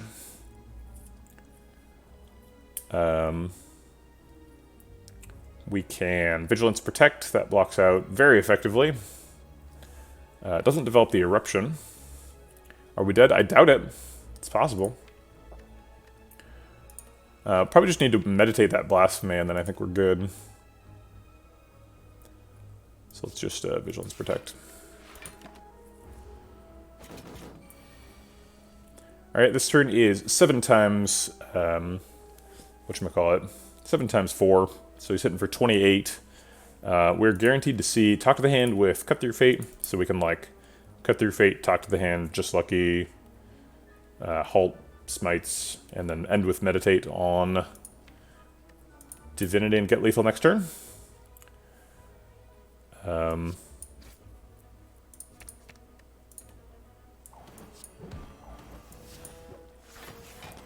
So he's hitting for 28. We want to save... How many smites do we need to save? So we're getting 1 free smite next turn. If we have 2 smites, is that lethal? Yeah, so they each do 42. So 2 smites would be lethal. So we'll save 1 smite and generate 1.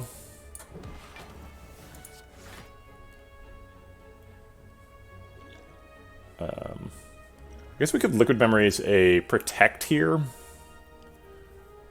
He is hitting for 28, so we would save 11 health with the Liquid Memories. Nah, we don't need that.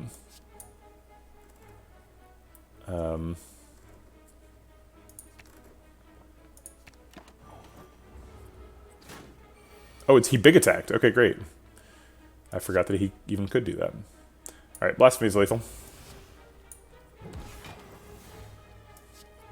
Womp. And Shaku seems great with a deck that's doing a lot of attacks. There's a Flurry of Blows. We need something like that.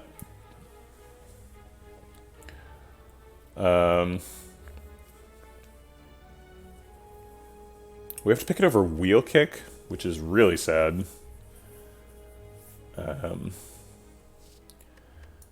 Maybe we just pick Wheel Kick again? We have Fasting, so maybe the deck is just like Wheel Kicks and Just Luckies. And that's it. Just Luckies are common, so we'll probably see a couple more of them if we need them.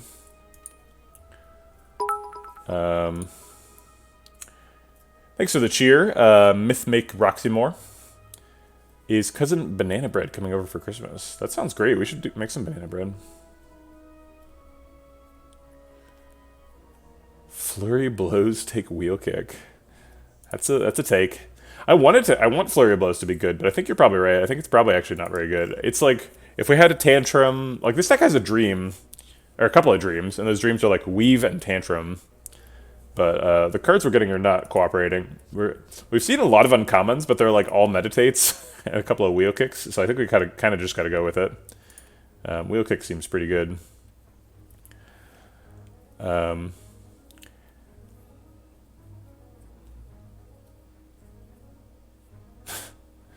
I'm pretty sure that's exactly Beer Rover's joke. I think you're just repeating Beer Rover's joke, Guitar.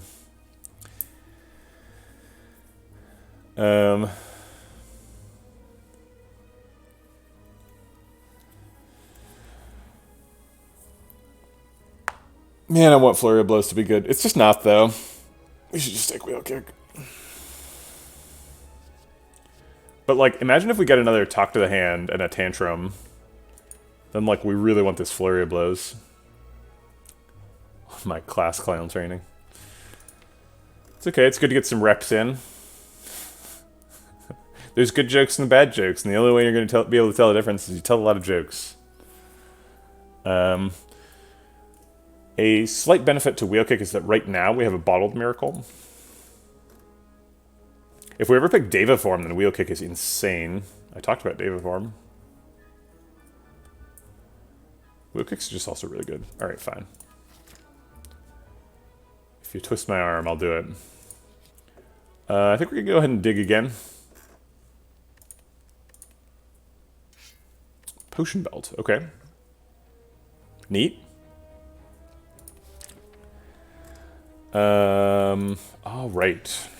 Well, really, the goal is selling video games to you. If making you happier serves my selling video games goal, then sure. Why not? I think puzzle is quite a bit better than key. Puzzle actually lets us do some silly stuff with pain. We can proc our own puzzle here, which is kind of fun. Okay.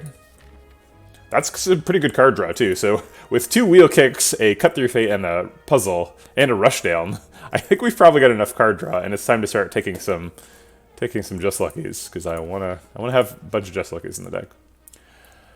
Do we need a rest here? Rest seems pretty reasonable. There's a big, scary flamey guy coming up. Love me and buy my game, 2022. Rogue Executive. Remember it. Gosh.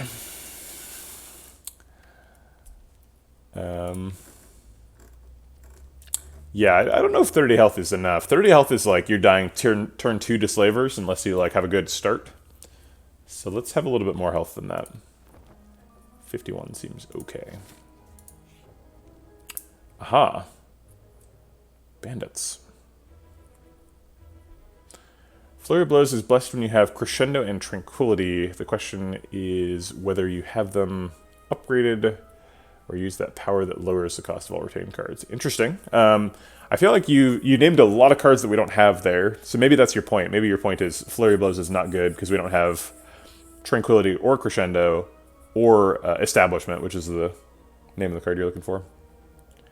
Yeah, kinda. I mean, I don't know. Crescendo and Tranquility are both fine, but they're expendable resources, right? So you only get to get your flurries back once with those. I think we're clearly fighting this. I think we win pretty regularly because we've got like Blasphemy Conclude, and we've got too much money to give it up. So let's fight them. All right. So if we wheel kick into Conclude, then we can kill Pointy this turn. If you can kill Pointy on turn 1, you should probably go for it. So I'm going to go for it. Attaboy.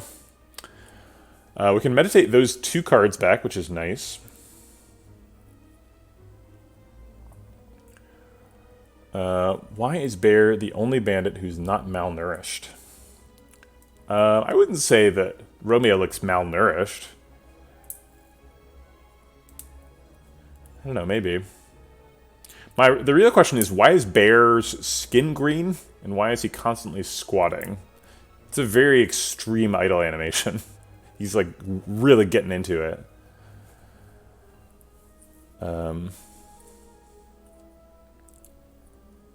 I think that there's just, like, people in this universe just have pale green skin sometimes, so... I don't know why. There's several other people who have pale green skin, right? Like, one of the... Do the Slavers have pale green skin? Somebody else has pale green skin. Avocado is clearly not a human, but okay, yes. Gangrene Gang. Incredible. Okay, so let's develop the Battle Hymn and meditate back the Wheel Kick follow-up. Oof, we've been grabbed. Alright, so we've got Conclude, we've got Consecrate. That's 24 damage. If we Wheel Kick on Bear, we've got Lethal on him. Seems like follow-up is almost there. Pretty sure we have Lethal. Yeah. Conclude happens at the end of the turn, so don't play that now. Bear's already dead. We need to get Romeo down to 16. Which we can do like that. Fight over. Okay. Fear no evil. That seems great.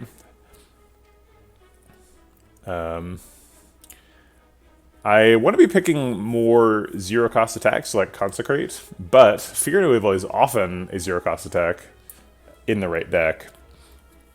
If we get a Fear No Evil and a Tantrum, then we get a more reliable way of entering Wrath. I guess Fear No Evil is unlikely to be net zero cost right now.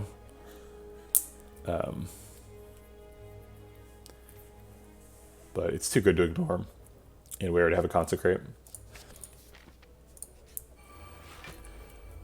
Alright. No attacks happening on turn 1. So I guess I'll play all the Wrath stuff. Can we kill Spirit Guardian right now? 17 plus, this is going to end up being 11, 22. Plus this is 8. So 16.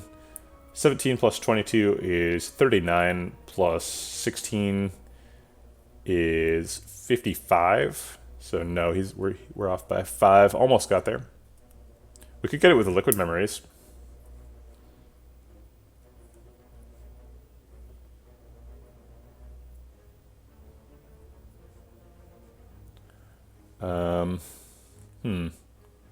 Does the Ironclad have green skin? I feel like you can't really see his skin. I think I'm going to go for Spirit Guardian anyway. I think we kill him next turn.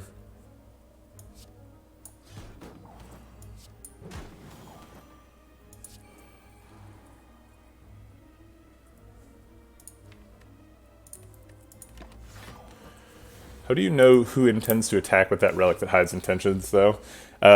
Practice. The game is mostly predictable. So he's attacking for 11 right now. He's attacking for 10, and I just know that because I remember their patterns. They always do the same stuff.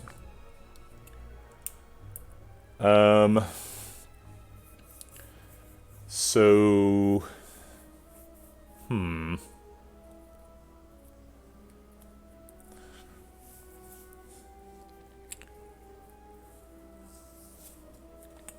Smite Fear No Evil makes a lot of sense. Kills the Sentry or the...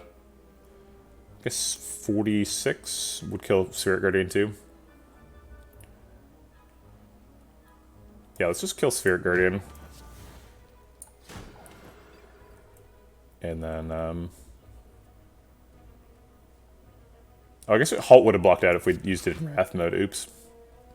Oh well. Alright, so now he's doing Dazes, and we can just kill him. Oh, there's Pain in Hand. Oops. I guess there's no fewer than 2 cards to kill him anyway, so... Like a second Fasting? That seems like a big overcommitment. Tranquility I would take if it was the other one. What's the other one called? Somebody said it in chat just a second ago. Crescendo. Yeah, Crescendo is quite a bit better here because we've got a Fear No Evil. And a Meditate. Really looking for a Wrath Enter. Alright, 49 should be enough for this. Kind of a scary rollout. These are some kind of frightening gremlins. I guess we can kill both with Fasting Cut Through Fate Sash Whip. He could be attacking on turn 1. He is allowed.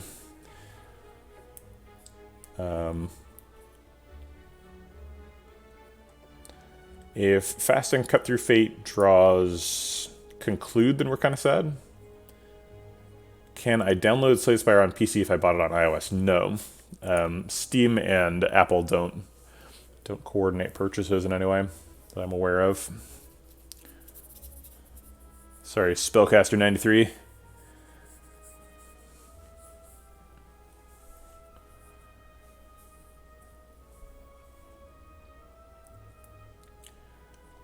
If we draw Cut Through Fate with... Or if we draw Conclude, then we don't really need to play Fasting, and we can, like, clear them all out without it. Having both is never bad. You can always burn it for free if you need to draw 5. What do you mean? I don't understand what you're talking about.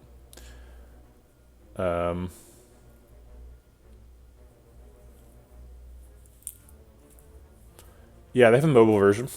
Yeah, I think it's probably more fun on PC than on mobile, but I haven't really spent that much time playing it on mobile. I just played it on Switch when I was on a train going to my brother's wedding. All right, we're gonna go ahead and cut through Fate on this guy. The worst scenario is not very bad, so. Go ahead and take a Fear No Evil. We'll just like fasting Fear No Evil. Oh wait, no, we can't do that. We're not developing Battle Hymn. All right, great. We'll do it all. All right, we figured it out. He's not attacking, he's buffing. So now the most likely thing for him to be doing is summoning. Obviously not guaranteed. He can be attacking, right? Can he attack with no gremlins? Yes. When there's 0 other enemies, 75% chance rally, 25% chance stab.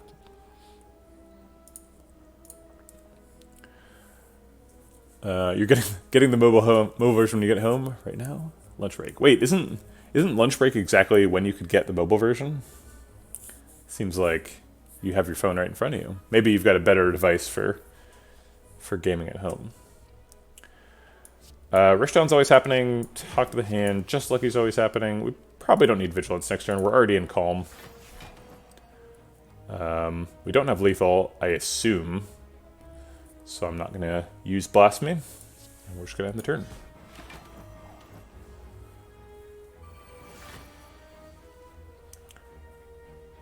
He has Kunai on his sash? He does. That's a good point. I never noticed that. He's got a key and a Kunai. Huh. Alright.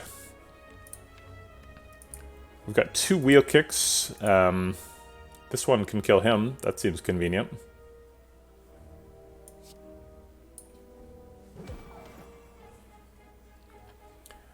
If we Eruption Consecrate, that will kill this fat gremlin.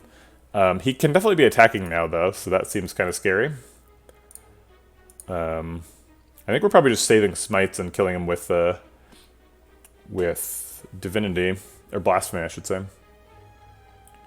I guess we could Eruption and Halt.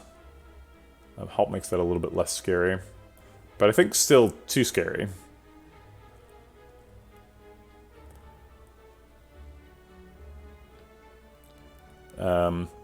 Do we like Smite Miracle Protect? How afraid are we of this turn?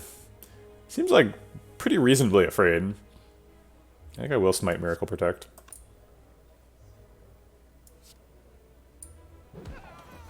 I see. Save it battery. Okay. Ah, he didn't even attack. Damn it. Darn you, Riddick Dome.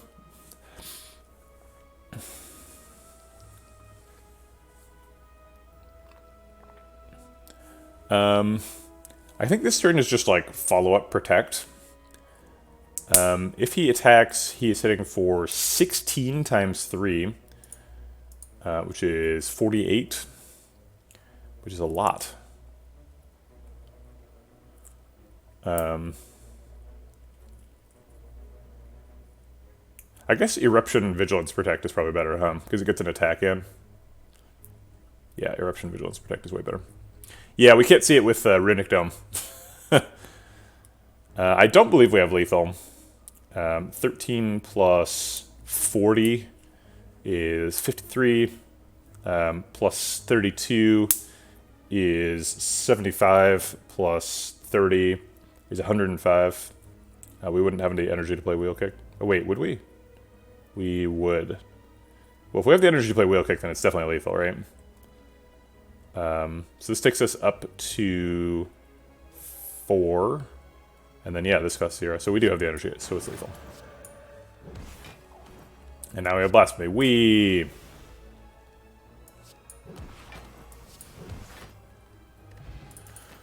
Thanks for pointing that out.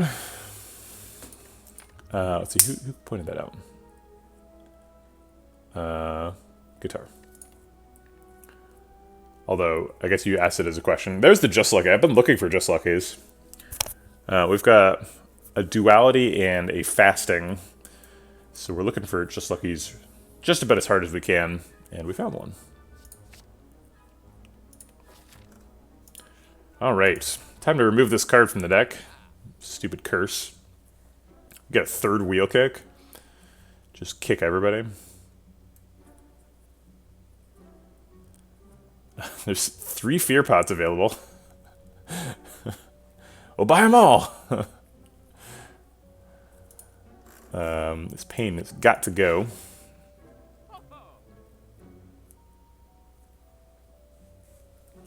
Study beta art is good.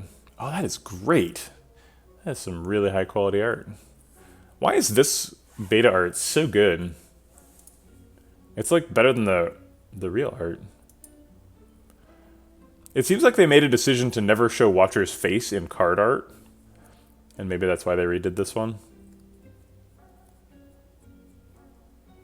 I love the little happy flower and the lows and stuff. What a great beta art. Good call. It's the lo-fi girl. I don't really understand it. So the beta art was like by different people. It's a nod to the lo-fi girl. I don't understand the reference. I'm afraid I'm gonna have to Google that.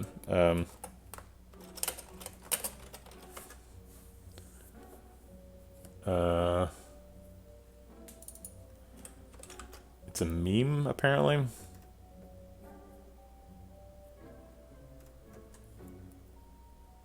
Studio Ghibli character. Cute. We can take a hand agreed. Get some meta scaling going on.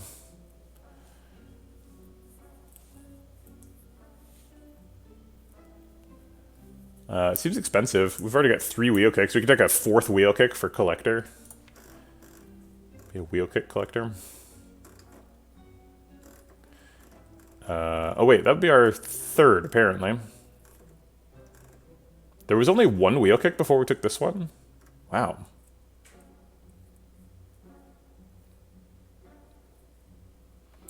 Oh, sorry, Selkie. It's, you're not allowed to post the links because bots will post them. Crescendo is here. That's true.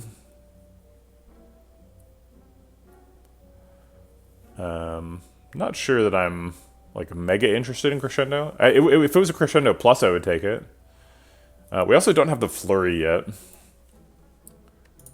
So we definitely don't have to take random stance changers. Does make the Fear No Evil a little bit sad if we don't have them, though.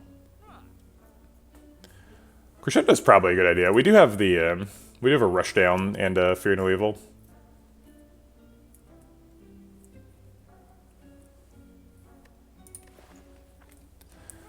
FPL Panic. It's fun that you said 2 meters away. We always say 6 feet away here. 2 meters.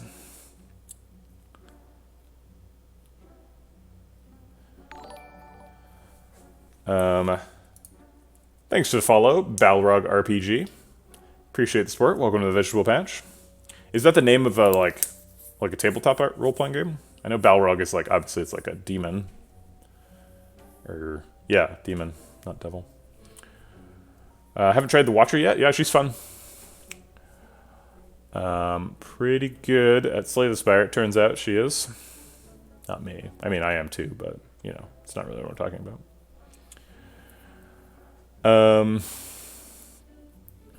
I don't know. I want to take another wheel kick. Seems like a good idea. But Hand Agreed Plus is quite good. And we can't afford both.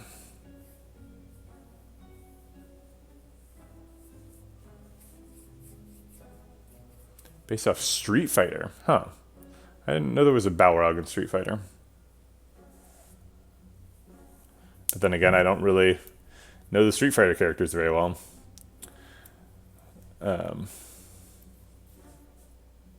Actually, I don't think I can name a single Street Fighter character. I know the like art style, but whenever I try to think of Street Fighter characters, I come up with like Mortal Kombat characters. Like, nope. That's the wrong game.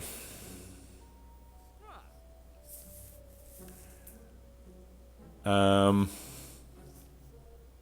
so we could do like Hand Agreed Crescendo, we could do Wheel Kick, and Cauldron? No, we can't afford that. Not quite. So it'd be like Wheel Kick, Crescendo, Vulnerable Pot.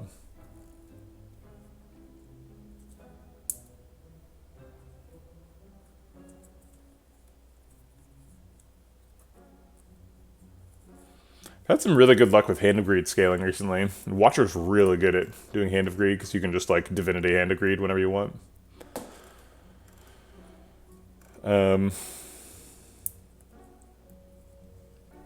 I did the You Are Nothing achievement on Ascension 20 on stream. That was fun.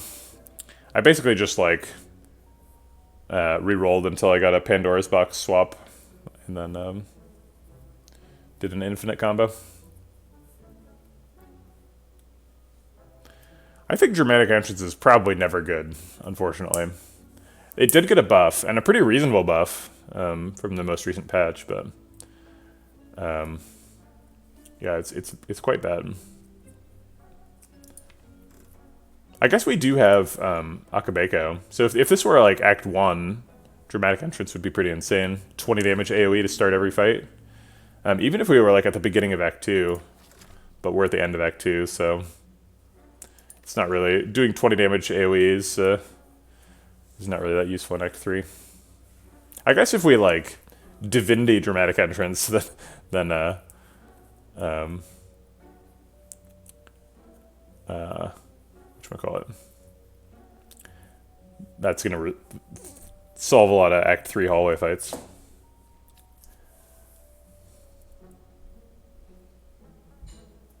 I don't know if the deck needs to metascale money. We've already got Shovel for metascaling. So I don't think Hand of Greed is right. I think it's just another Wheel Kick. Wheel Kick Crescendo potion. Save some money. Alright, I think we're digging or upgrading. Upgrade would probably be Crescendo? Or Fasting.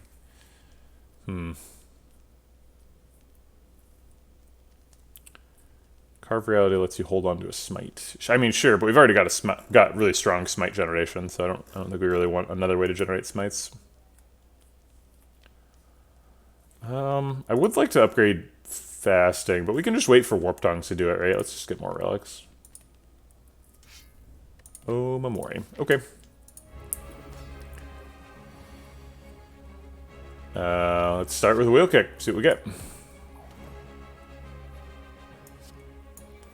Develop Battle Hymn, play Just Lucky, and then... if we have Crescendo next turn, we're probably playing Rushdown.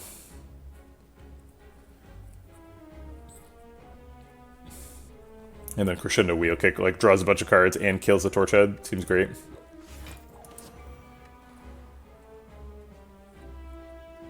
Yep, Omamori going into Act 3 is pretty good. So we can, instead of buying the Hand of Greed, we ended up getting Mind Bloom, maybe. Okay, so this is where fights start to get hard. So let's make sure that we're concentrating on this and doing it right. So Collector, I believe we can get hit for 45 this turn, 21 and 2 Torch Heads for 7 each. Yeah, that's 35. So 35. We are probably killing a thing. Thanks for the subscription, Balrog RPG. Appreciate the support. Thanks for loafing around. And I got a new emote. Oh, it's just giving me that because I'm in chat. I see what's happening. Sure. Thank you. I got a new emote.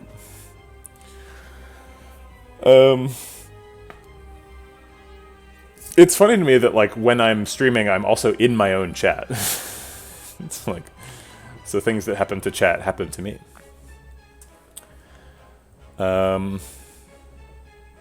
Crescendo draws 2 cards and costs 0, but we don't have any Wrath Exit in hand. We have 3 outs, though, and we're going to draw 4 cards with Crescendo and Wheel Kick. So it seems like we'll probably find one. Alright, Fasting is available. Let's go ahead and wheel kick and follow through on one of these torch heads. Or follow up. Follow up sounds like something your doctor does. Follows up with you about the risks associated with some medical procedure. Probably want to play Meditate, because otherwise we are stuck in Wrath here. So we've only got one energy left. Actually, that's not quite true, because in a Nunchaku. So we can develop Talk to the Hand and play Third Eye. So I'll do that.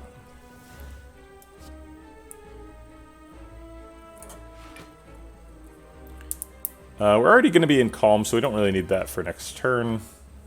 A bunch of zero-cost stuff seems great. We're probably going to meditate back a wheel kick or something.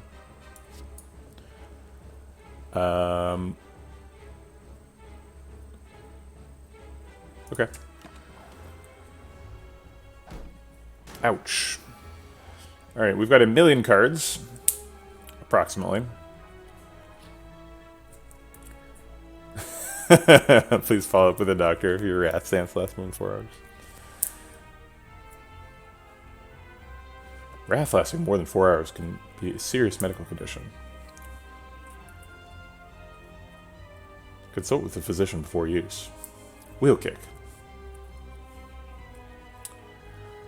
Okay. So the point of this deck is that we do stuff like this, right? Side effects include nausea, headaches, upset stomach, indigestion. We have a Fear No Evil in hand. Torch heads are always attacking, so we can use the torch head to guaranteed go into Calm.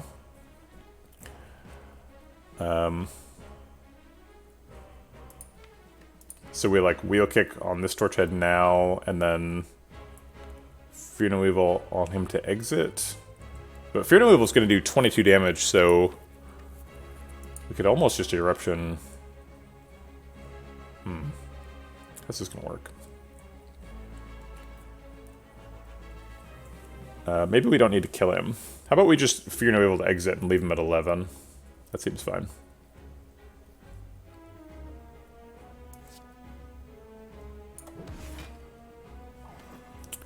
Oh, we don't have an Eruption plus. Gosh. I forgot all about that. It gets upgraded sometimes by Warp Tongue, so I thought I had the upgrade. But I do not have enough energy because it's not upgraded. Well, shoot. I guess we could blaspheme it, but then we would die, so... we can't use Halt super effectively. So I guess we'll just pile all the damage into Collector. Because she's got the block return on her. That's enough block anyway. Plus now we've got a bunch of damage for next time Blasphemy rolls around. She can be summoning now. Let's see, so she just buffed.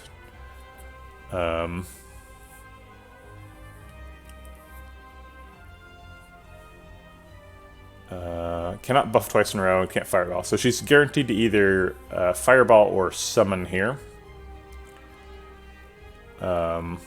Probably Fireball.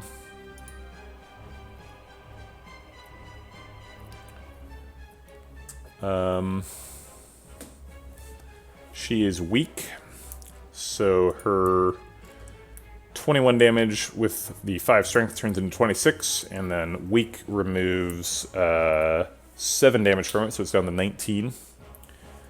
And he is hitting for 12 instead of 7 because he's got 5 strength 2. So it's 19 plus 12 is 31. Let's go ahead and kill this torch head.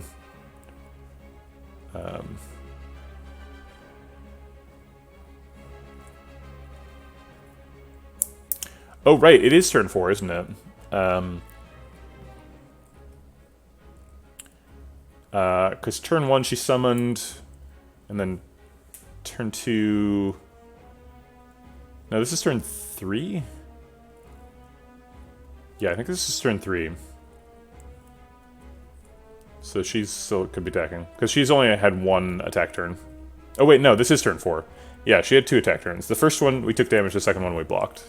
Or the second one we thought we were going to block, but then she buffed. So she's debuffing, so we should kill this Torch Head. Okay. I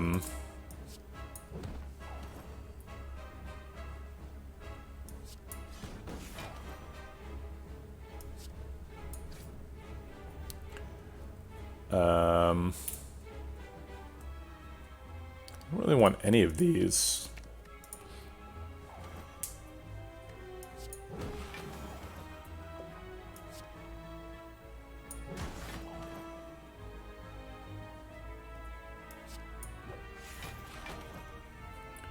Okay.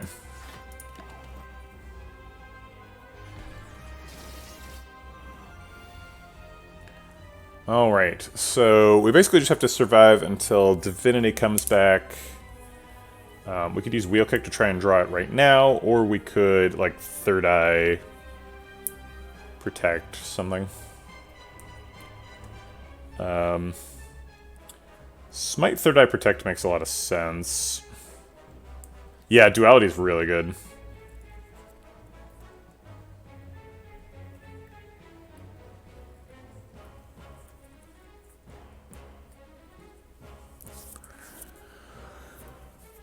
Sure, let's just give her a smite.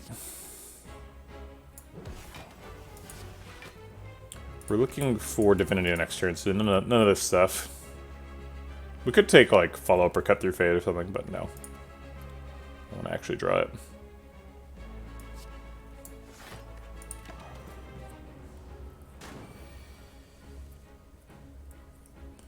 Still didn't draw it. Wheel Kick probably gets it. It's one of the last 3.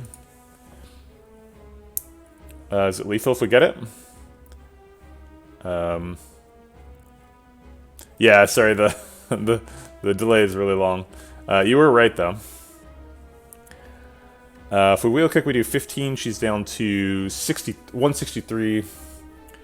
And then this Smite does 36. Doesn't seem like we have lethal. I guess we can find out if she's attacking. Not sure what we do with that information, though. I kind of want to go into Wrath and then exit again. So I can use Halt. We have 3, 6, 9 cards in hand, so Wheel Kick is safe. Let's see what we get. Alright, we did get Wrath.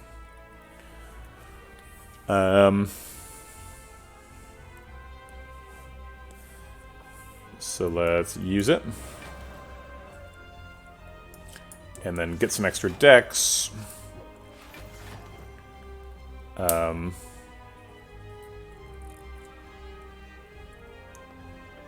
And get some damage. And then use the decks and then exit. Okay, so she is attacking, but we've blocked, so should be fine. Alright, now we just have to draw back to Blasphemy again. So she attacked twice in a row, so she can't attack again. I believe. Yeah. She did attack both of those post-debuff turns. So we're pretty free to look for stuff here.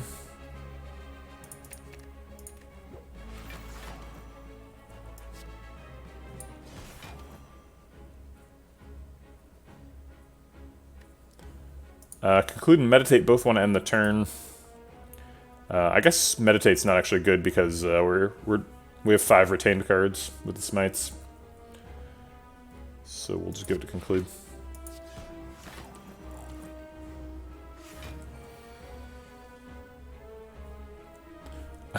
Still no Blasphemy. It wants to be at the bottom of the deck. That's fine. 3, 6, 9, 10 cards, so we have to get rid of one before we Wheel Kick. I guess Just Lucky Wheel Kick is guaranteed to get Divinity. Okay, so there it is. And is it lethal? She's only at like 100, so it's almost certainly lethal.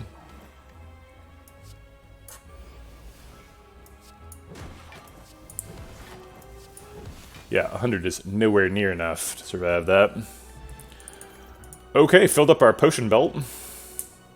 Mini quest complete. We don't gain any mantra, so brilliance is probably not good. Alpha wasn't good last time we looked at it, and I don't think it's gotten any better. Spirit Shield has gotten a little bit better. We have lots of hand size now that we know we're doing like triple wheel kick. Seems okay. Omniscience. I mean, it hits a wheel kick. Omniscience wheel kick is fine. We've got 3 wheel kicks, so we're not like worried about running out of wheel kicks. Omniscience is great if we get Deva form, but we're probably not getting Deva form because this is the end of Act 2, so we've added most of the cards to the deck that we're going to add. 4B Labs says Alpha, so I'll take another look at that. Is there a reason you think Alpha got better? I don't see it. Spirit Shield's a great card. Kinda. It's okay. I mean, we mostly want to block with, like, Talk to the Hand and Duality stuff, so we want to, like, play a lot of copies of Just Lucky, and that's pretty different than playing Spirit Shield. It's like an okay card. I'm never, like, super happy to see Spirit Shield.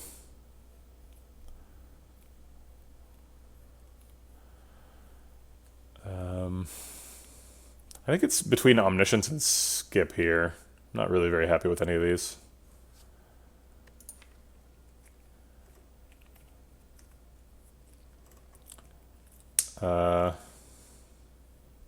We could Omniscience Fasting. That's pretty neat. If we got like orange pellets.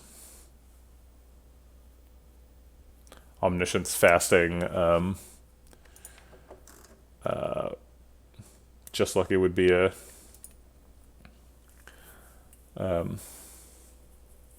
whatchamacallit? Would be a debuff purge. Spirit Shield is huge with Duality. I disagree pretty hard. Yeah, Spirit Shield, like, it wants you to have a big hand, and we do have a big hand, often. So, like, that part of it's good. Spirit Shield's often going to block for, like, 27 or near it, right? 23. Oh, you think that it would... No, yeah, it doesn't. It just adds on to the end, unfortunately. So if you have 3 cards in hand and 2 decks, it would block for 11. So 9 plus 2, not 3 plus 2 times 3. It would be 15.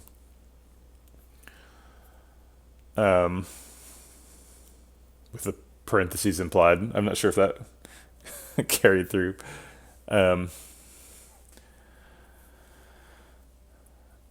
Yeah. I mean, Spirit Shield would be way too good if it was like, if it could scale your decks like that. I mentioned earlier that it's very difficult to scale decks. One of the only cards in the game that does it is Halt. One of the other ones is Deceive Reality, kind of. That's like broken across 2 cards. And then Defect has Reinforce Body. But even then, that needs multiple energy to be to scale. Halt is the only one that doesn't have scaling energy requirements as well as scaling dex benefits. I think there's an Ironclad card that scales dex. No, that must not be true. I wonder what I was thinking of. Does Duality scale that way with X block cards? The only X block card is Reinforce Body, so you would have trouble putting together Reinforce Body and Duality. But if you could, it would scale the way you would like it to, because each proc of Reinforce Body does work with Dex.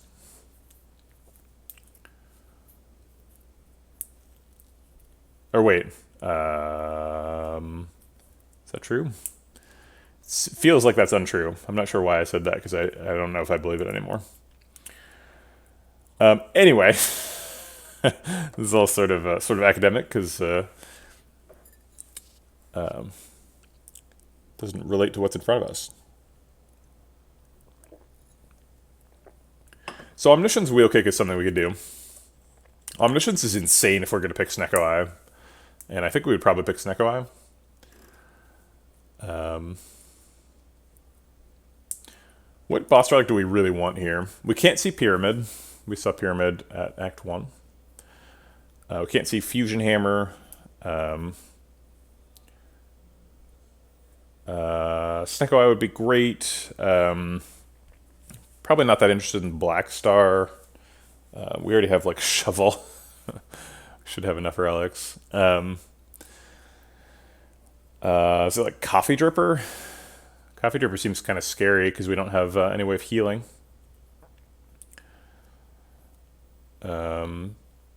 Sozu's not bad. We've got 4 potions, so we could Sozu. Tiny House is pretty terrible, as per usual. Man, what do we even want? Yeah, I guess it's just Snecko Eye, right? So Snecko Eye says pick Omniscience.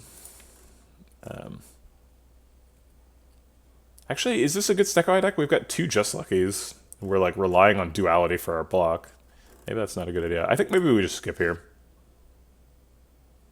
I think, yeah. Jeez. This is a tough pick. Skip is good. Omniscience is okay. Spirit Shield's okay. I don't think you're wrong to do any of these. No, Alpha's terrible.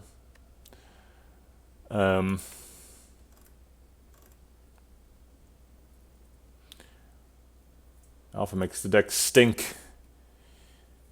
It's doing too many different things. You don't want Wheel Kick into Omega. You need 5 energy to play that turn. We'll go up 3 Wheel Kicks. Are you really going to stop yourself from playing Wheel Kicks? I don't think so. Alpha's bad. I think Brilliant's also bad, so yeah. I don't know. I think I'm just going to skip. Yeah. You're not wrong, Talzer. It's... Spirit Shield's reasonable. I think I'm going to skip. I think I believe. We're going to like find a Weave or another Talk to the Hand or something. These cards are just too weak. Alright. Calling Bell, Astrolabe, and Slaver's Collar. Not really anything we want to transform with Astrolabe. Like, what would we even do? Like, the fasting hasn't really panned out, so we could get rid of that. Rushdown's not a big part of the deck.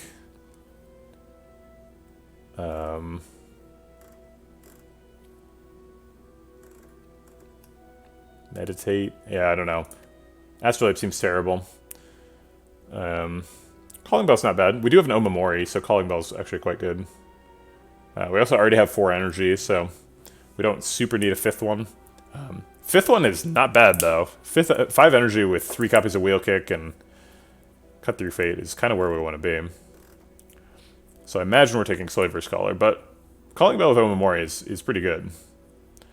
Calling Bell could definitely be better, right? Calling Bell, the ceiling on Calling Bell is just stratospheric, right? It's like you could get like Fossilized Helix and like Kunai and like Anchor and just be like set for the rest of the game. But the floor is also quite low, right? Because we could get like Duvudal and I guess Duvudal would be okay. But I was thinking of Darkstone Periapt. We could get Darkstone Periapt, and I guess we actually can't see Stone Calendar because that was at a shop already. So that's my kind of like go-to bad rare relic. I wonder if Dead Branch would be good. Dead Branch might kill us because we have too many smites. What's the worst rare relic right now? Okay, so bad rare relics. Calipers is pretty bad. Wing Boots is pretty bad. Thread and Needle, always a weak one. Gira's terrible because we already have a better thing to do at campsites. Ice Cream's okay. Lizard Tail. There's a lot of good ones.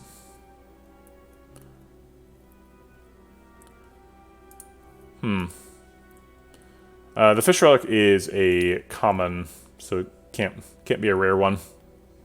Ceramic Fish. But definitely very weak. There's a lot of weak commons. You don't expect a lot out of your common. It's like the Boot, Strawberry, Regal Pillow, Dreamcatcher. A lot of like, not really anything here. But then there's also like Ancient Tea Set and like Meal Ticket, and Oddly Smooth Stone, Vajra, Toy Ornithopter, friggin' Preserved Insect. Some really good ones. Yeah, the uncommon hitting either Shuriken or Kunai would be game-changing. But it could just as easily hit, like, Strike Dummy, right? Repair. Question card. Yeah, I think I'm just gonna go with Slaver Scholar. It's, like, this can be really good, but it can also just, like, totally whiff. This is just consistent. 5 Energy Watcher. Seems good. Alright, Time Lord is definitely going to be a challenge for the deck. This deck wants to play a lot of cards in a turn. Wheel Kick, bunch of Just Luckies. We're going to be proccing his clock quite a few times, I would imagine. Probably like 3+ times. We still have to do our blue and red keys, so we need to go on a route that has a lot of fires. Also, fires are just good for digging. So fires seem like a really high priority. Looks like the max we can get is 2 bonus fires and then the regular end fire. So best case scenario, we dig once. We like dig recall and then do the last fire. We might end up digging twice, I guess. Double dig recall is possible.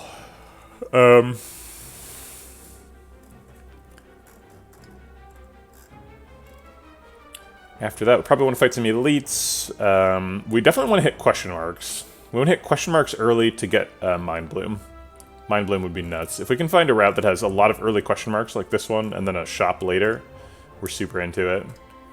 Because by the time we get to this shop, we could have 1,000 gold. So I imagine this is probably the route. Act 3 question marks are very good. And then we can finish up with 3 elites, or like more question marks later. Okay. Darklings. We can't see what they're doing. They can't multi-attack on turn 1, right? Why did I say that? Is that true?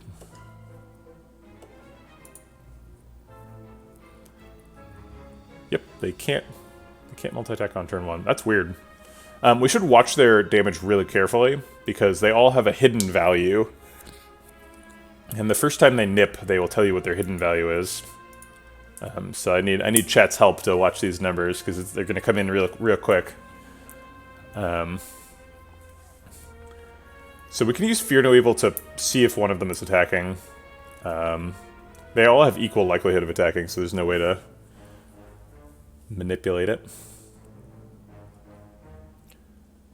I'll go ahead and use a Fear Pot as well. We need to use a potion so that we have space. He is attacking. Okay. Great. Talk to the hand's good next turn. I'll go ahead and protect ourselves. Okay, we've got 22. So the hidden value is going to be something between 7 and 11. So they're going to hit us for like 9 or like 13 or somewhere in the middle there. Alright, let's see what those numbers are. He's not telling us his number. He hit us for 9, then 8. So we've got one of them. The middle guy is on 7, and the outside guy's on 6. It says that D is between... Oh, because he's weak. Shoot, they're weak. Okay, so they hit for 9 and 8, but they were weak. So we don't actually know what the number is, because I think there's a collision possible with 2 rounding values. Ugh, what a pain in the butt.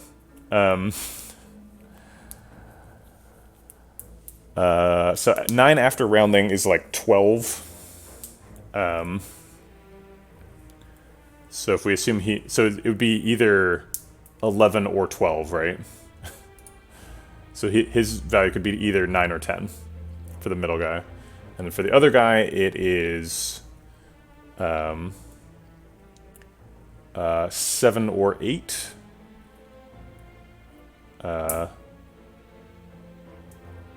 Wait. He hit us for 8, which means the number was 11. Which means he hit us... Or 10 or 11. Wait, no. It was just 11. The only number that goes to 8 is 11?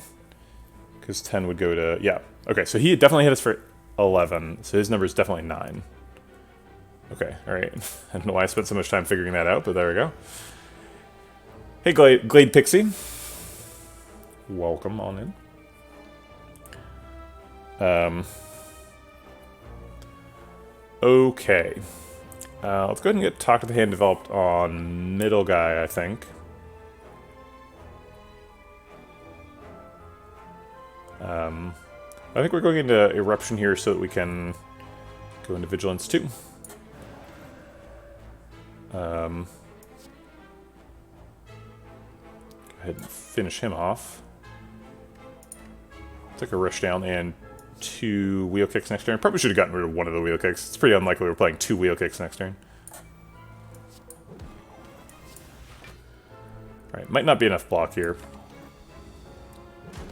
Ouch. Well, that hurt. He hit us for 13 that time, so now we know for sure his number is 11.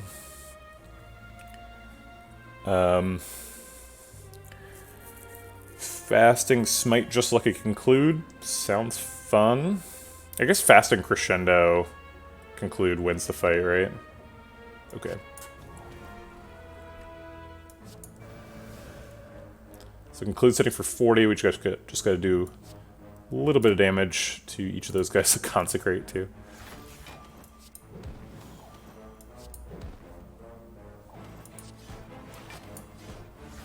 See you later. Extra Cut-Through Fate seems pretty nice. We draw a ton of cards and play a bunch of attacks. Cut-Through Fate kind of fits in with that. What's our ratio of like card draw versus 0-cost attacks? We've got like 1, 2, 3, 4 0-cost attacks, and 1, 2, 3, 4, 5, 6, 7 card draw cards. 7 card draw cards is a lot, so maybe a second Cut-Through Fate's inappropriate. But maybe it's just good enough to work. Empty Fist helps trigger Rush Down a little bit. Empty Fist can be considered a 0-cost attack if you're in Calm. We're likely to be in Calm. We have a Meditate and a Fear No Evil and a Vigilance.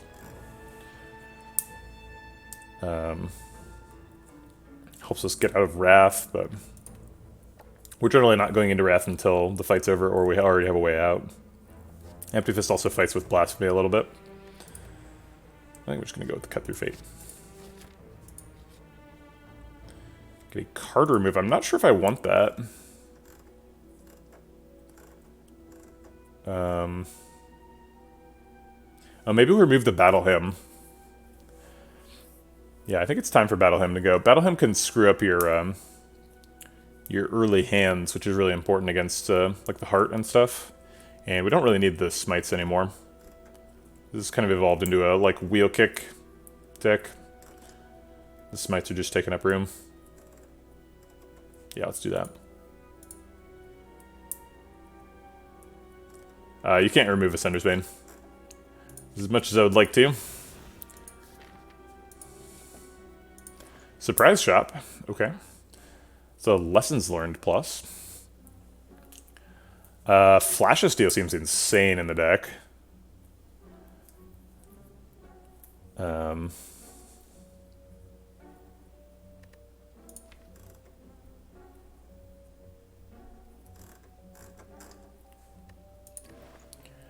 What does Lessons Learned do? Hits Eruption, that's a big one. Meditate's pretty good. Halt, Rush Down. Those are the big ones. I don't know. This Warp Tongs is doing a lot of work. There's only like 1, 2, 3, 4, 5, 6, 7, 8, 9, 10, 11 unupgraded cards in the deck anyway. And like, in a long fight, they're all going to get upgraded eventually, so Lessons Learned doesn't really have that much room to be good. We could pull a Flash of Steel and a Cut Through Fate. I was hoping for a Deva form at a shop. Maybe it's Happy Flower. It takes exactly all the energy. Seems like we can just use as much energy as we can find, right? Because we've got so many like wheel kicks and stuff. But Flash of Steel seems really good, so I think I want to buy Flash of Steel instead of Happy Flower. Happy Flower is also quite good though.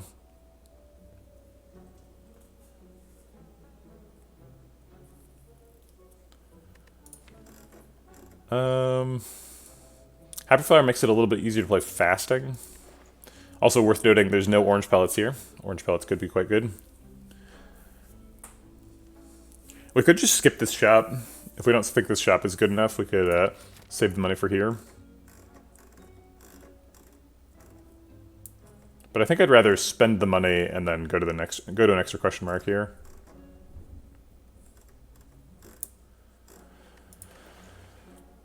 Yeah, let's just spend money.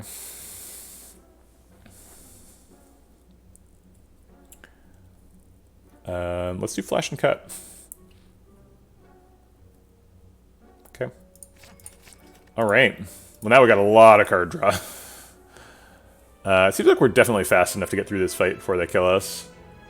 So let's fight them. Give me another rare relic, please. This fight's hard and doesn't bear much disrespect, so we're gonna go hard here. Strength pot, probably a weak pot too, maybe even an attack pot this turn. Do we have lethal? I guess Blasphemy has retained, so we can just use it whenever. Blasphemy would take us up to 6 energy right now. Wheel Kick would do, let's see, 28, 84 damage. That is a heck of a lot of damage. 84 for the first one, and then 60 for the second one.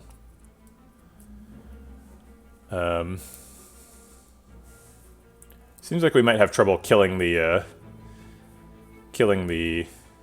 Well, wait. If we do the strength pot, and this hits for 90.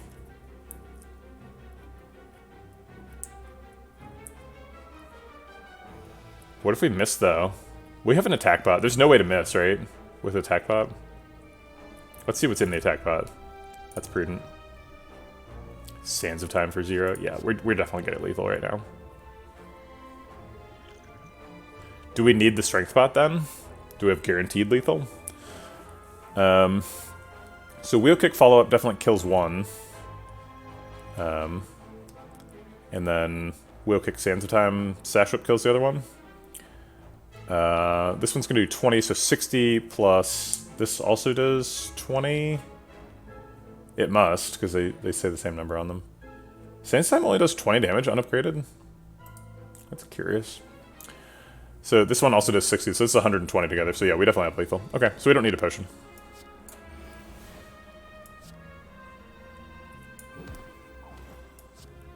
Jeez, Consecrate too.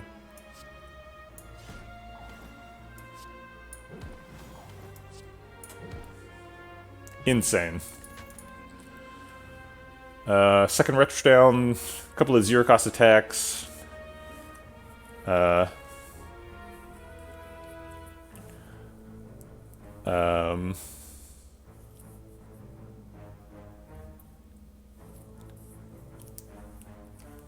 Wreath of Flame is actually kind of interesting because we have Akabeko.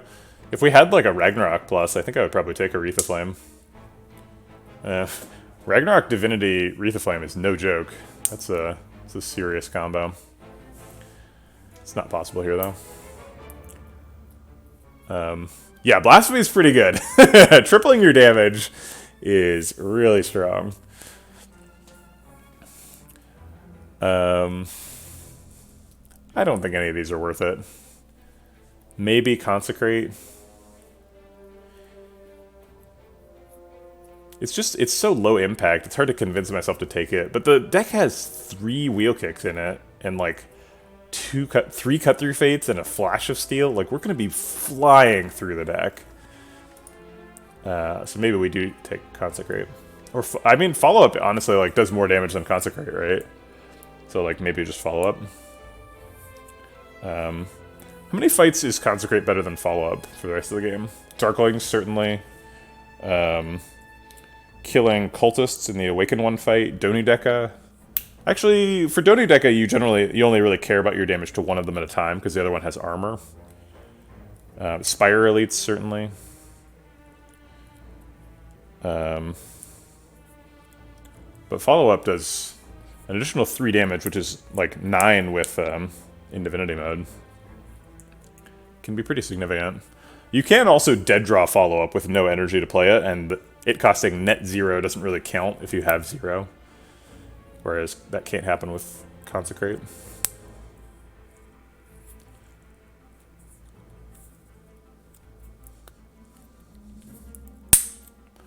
How many Consecrates do we have now? We have 1 Consecrate, right? And then Conclude. Did we get rid of the Conclude? No, it's right there. We should probably cut Sash Whip at some point. It's not really paying off. Actually, no, we need more things like Sash Whip, because we have Talk to the Hand that we really need to apply. And artifact charges are coming. I think we just skip here. I don't think these are impactful enough.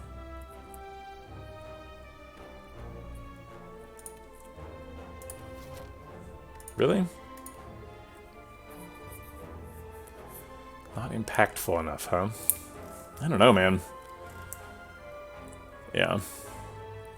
I mean, it's no Flash of Steel, right? Like, these cards are all sort of combo enders, right? We have so much card draw. Well, like, we want to find things with that card draw, right? We want to find, like, Talk to the Hand and, like, Blasphemy. And we don't really want to find Consecrate. A single Orb Walker after the double Orb Walker fight. Seems like kind of a letdown.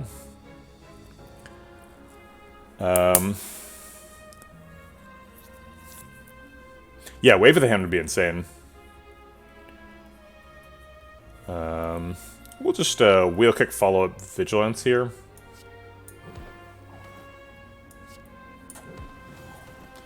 Actually, how valuable is being at Calm? Maybe we Third Eye Conclude. It's an extra 16 damage.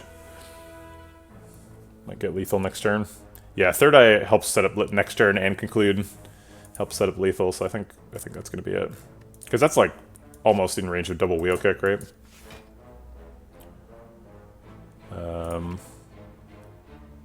Talk to the Hand double Just Lucky is pretty good. I'll keep that whole thing. Okay. Oh, he did actually hit us. I thought we were out of range. I guess not. Pretty sure Blasphemy is lethal here. Doesn't matter. Okay. Potion slots are full again. Flurry, Worship, Third Eye, and Protect.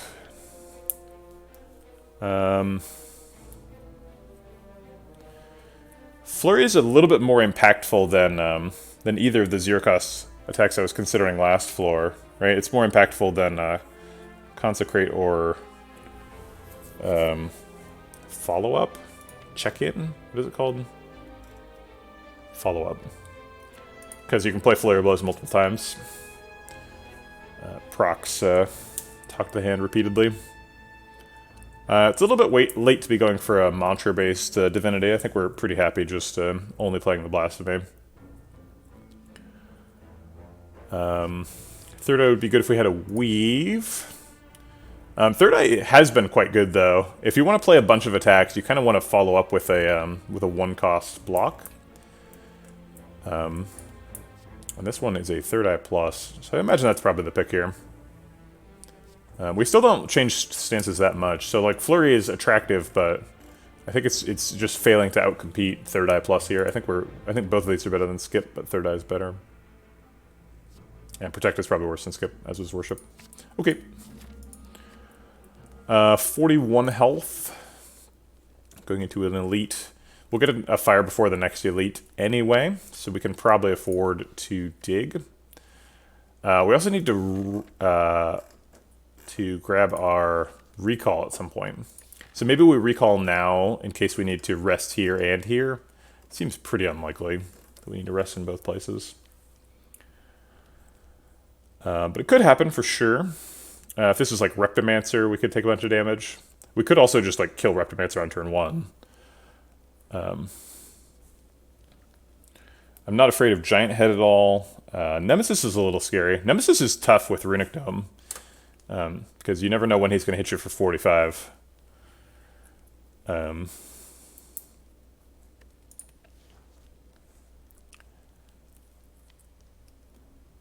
Tori's not particularly useful in any of those fights. Pantograph gives us such a huge health lead though in the end boss run, because we got like basically we heal for like 50 here before the next boss. That's a lot of healing. I think I'll take a shot and dig. Juzu. Such a reward. Okay, it is Reptimancer. Definitely the biggest challenge for the deck. She can attack on turn 1.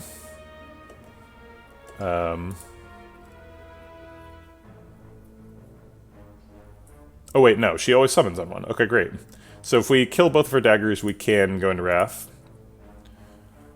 And Crescendo is upgraded, so we're incentivized to do so. This would do a bunch of damage and we'll kill both daggers. Seems great. Let's do that. Let's go ahead and burn some potions. Because this is a scary fight. And I don't want to die.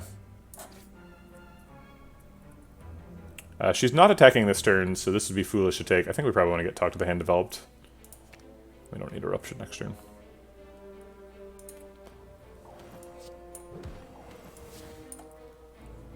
Don't need a Sunder's Bane either. I don't have to kill both, but like, I get to kill them for free, so might as well.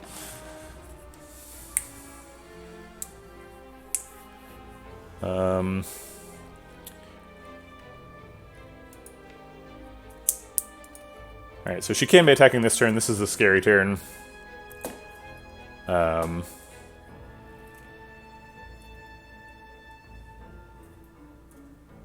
just 33% chance of all, because she can summon. Probably just trying to kill Reptimancer straight away here. We could Liquid Memories the, like a Cut Through Fate, try and find some more damage and kill her this turn.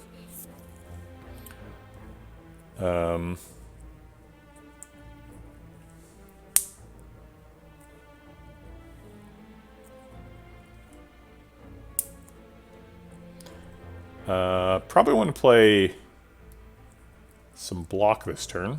Protect and Vigilance seems appropriately, like an appropriate response. I think let's just do Fear No Evil on Reptimancer.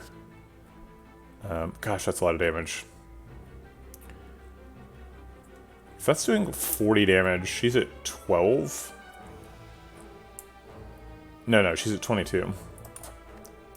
So we definitely can kill her. We can just Cut Through Fate and kill her right now.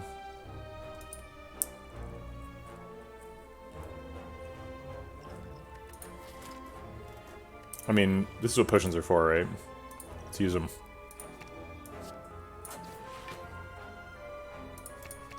Gotta love ending a fight with a conclude. Whabam! You're all dead. Alright, there's a Ragnarok boss. That is a big old attack. We've got an Akabeko. It attacks a lot of times, so it procs Talk to the Hand a bunch. We've got 5 energy in the important fights.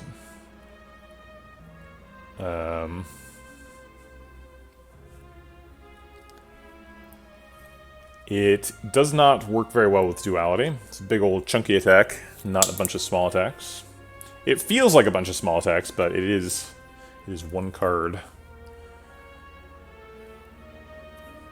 It's interesting how, like, most cards that work with duality also work with Talk to the Hand, but, like, Ragnarok does not do both of those things. It only works well with one. Hard to skip a Ragnarok plus, but I think we probably do want to skip it here. We're not really having trouble spending our energy. We've got plenty of, like, wheel kicks and stuff. Ragnarok is very card efficient, so we could take it against Time Lord. It really tests your card efficiency.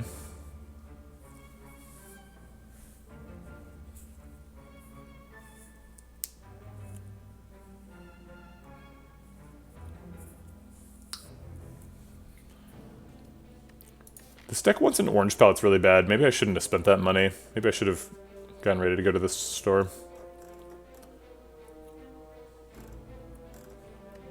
Also, rest sites are so good with this deck. Got a Shovel and a Eternal Feather. Whew. I think I will take a Ragnarok. It's too much damage to ignore with whatchamacallit?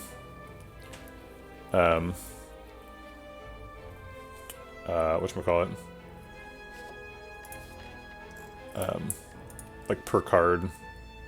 Yeah, orange pellets. So with orange pellets and duality, you can do some really busted stuff. If you get like a couple of powers, you can get up to like 30 decks or something. We actually don't have very many powers in the deck. We removed the whatchamacallit? Battle Hymn, so we just got the fasting and the rushdown. Been offered a second rushdown a couple of times and turned it down.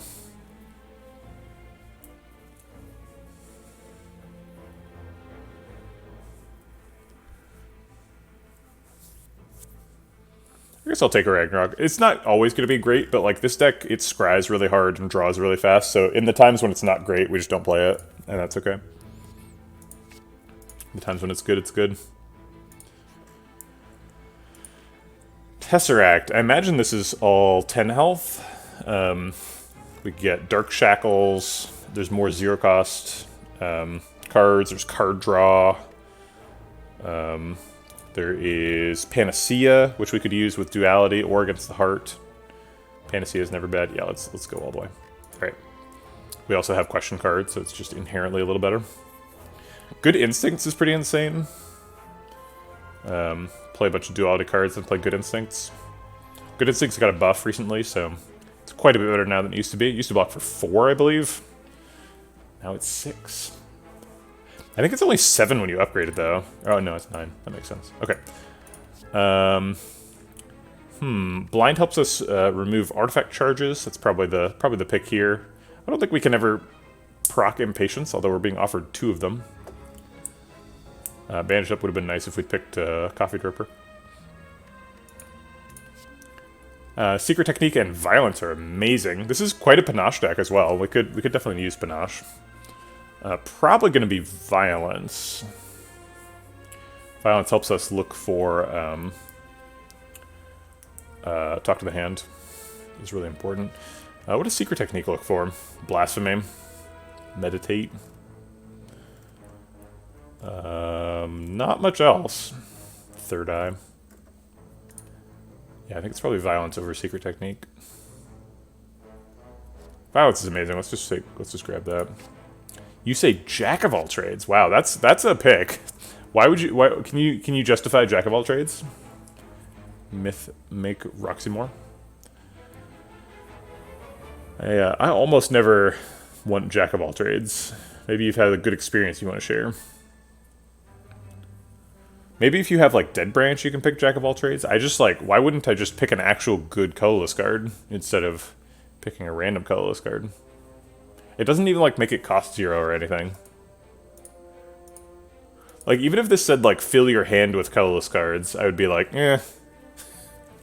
Colorless cards are good, but trading 1 for 1, like maybe if I was Ironclad and I had a bunch of exhaust synergy, I could see it.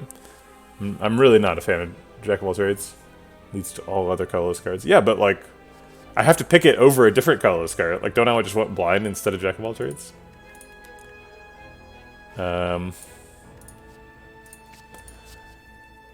Is Good Instincts good enough to pick? Yes, I think so. Pretty unusual to take all 3. I usually don't take all 3, but we had a lot of good picks there. We have to skip this for Sapphire Key, but our opener's not very good anyway. That's fine. Okay.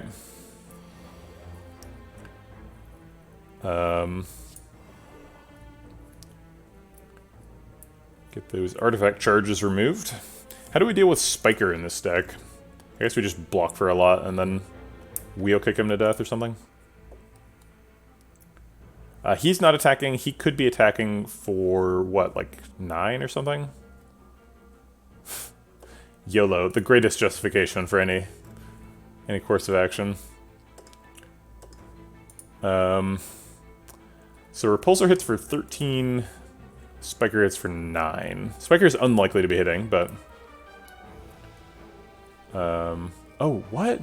The wiki says Spiker is 50-50 to buff versus Spike. That's crazy. I did not think he was 50-50. I thought he was, like, most of the time spiking. Huh. Today I learned. Repulsor is only 20% chance to attack. So he does attack rarely. Okay. Probably trying to kill Repulsor this turn. Cut through Fate. Or I guess Fear No Evil Wheel Kick does it. Or like follow-up Wheel Kick. Cut through Fate, follow-up Fear No Evil probably. 17 plus 11 is 28. Yeah, that would do it. Alright, let's see what this does. Flash of Steel, Good Instincts. I think the Good Instincts is the pick here. Yeah, I do have the wiki up. I don't know why you would want to stigmatize learning. Use the wiki. It's good. That's true. Fear No Evil can tell me whether Repulsor's attacking me. It's also less damage efficient though, because this is 22 damage. This is only 20. And I don't really care because I'm killing him, so...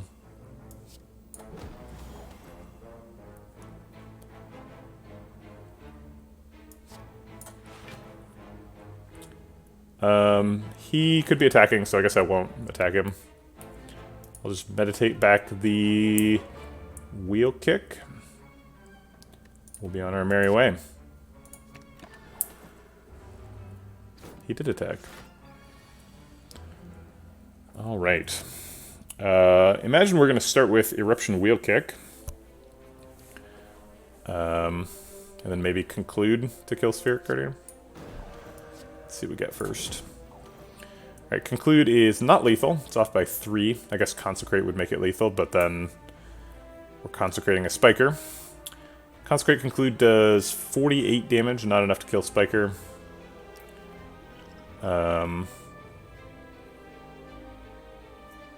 Protect would block the damage return unless he's attacking, in which case it's not enough.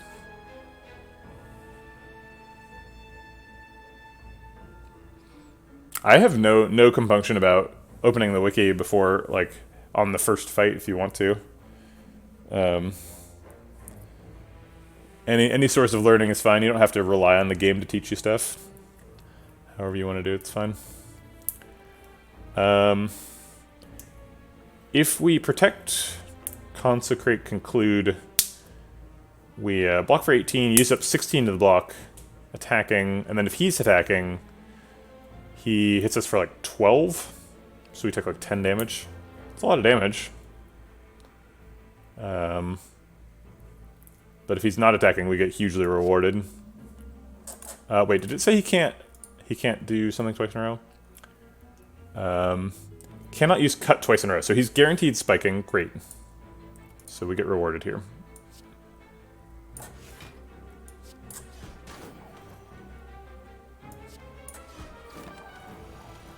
I guess we could have used Cut Through Fate, but it doesn't matter. Okay, third eye blocks out, Wheel Kick kills him. That's all I need to see.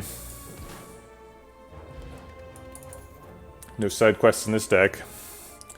We're taking another Cut Through Fate, another Fasting, Wallop, or a Reach Heaven. Probably skipping. Got a lot of card draw. I guess with all the zero cost cards we just added, maybe we want even more card draw. But the Violence is card draw, as well as being zero cost, so we don't really need more card draw to find Violence. Violence just is the card draw. I don't know. I mean, I don't want to like criticize you for your stigma. I just like, Yeah, I don't know.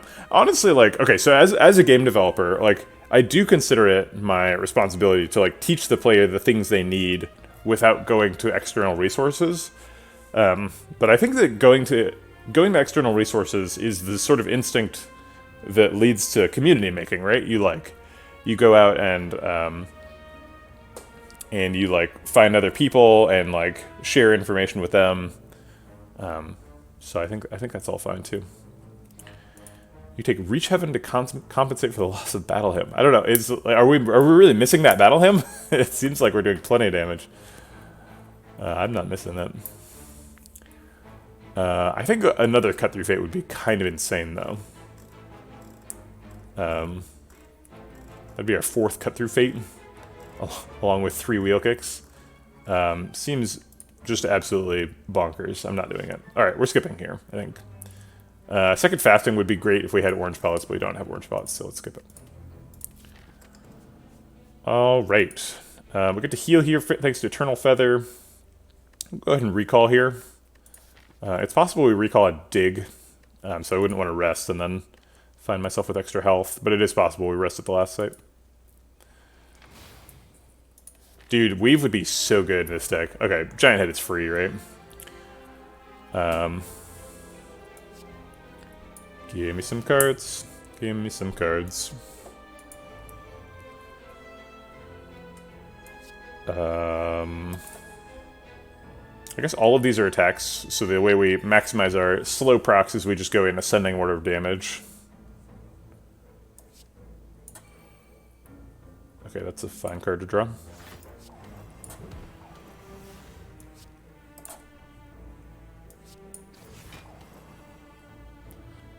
I guess Cut Through Fate's up next in terms of damage, and I want to see what we're getting. Let's take this Cut Through Fate and keep rolling. Oh wait, no, if we take this Cut Through Fate, we want to leave this Just Lucky here, because we're going to run out of energy.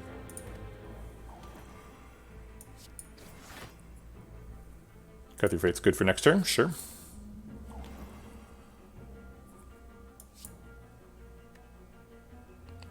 Conclude's probably fine. We might end up in Wrath mode next turn. We use Fallout before we run out of energy. No, we're not running out yet.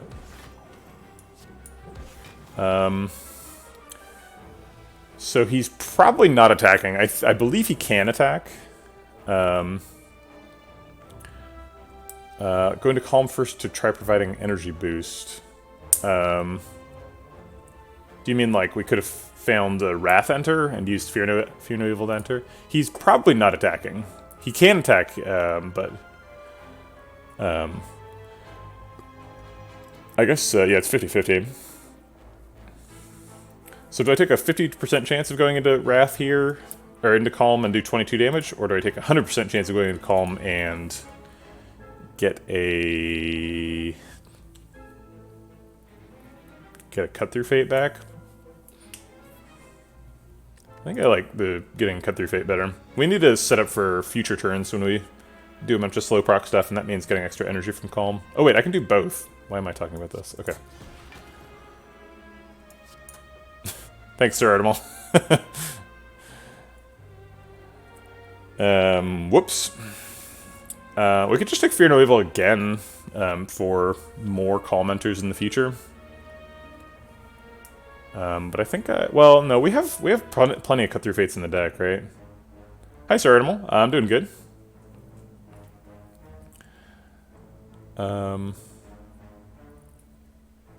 Thank you, thank you. Yeah, it's treated me pretty well so far. An early duality, we've kind of been building around that. Let's take a cut.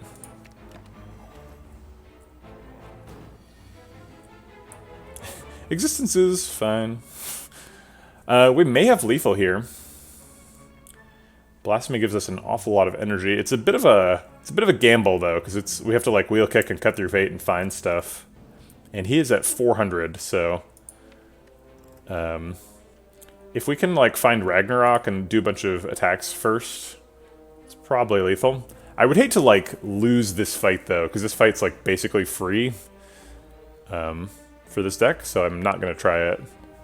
But there's a really good chance we have lethal. It's like probably like 90+% that this is lethal. But I'm not going to do it because we don't need it. Alright, so let's start off with a cut. Honestly, I don't really want any of these. We could try for science, but I don't know. I'd prefer not to. I think it's like, yeah. I think that kind of science can teach you the wrong thing. I think we're just taking none of these. Wait, maybe you take a wheel kick. No, that uses all my energy. Let's take good instincts for a slow proc. I should have played the halt first as well.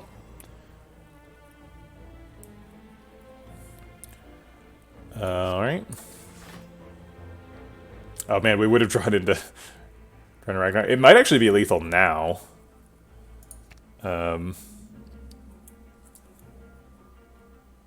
Ragnarok and then wheel kick draws a consecrate too.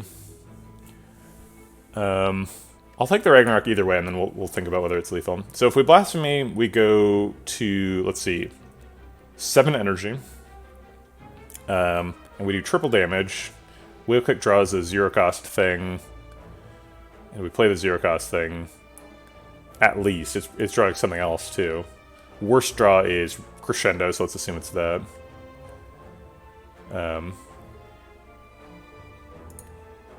Best draw is other wheel kick. So wheel kick's currently doing 28. We'll assume that it just does triple that when we play Blasphemy. So it would do 84. Right? Yeah, 84.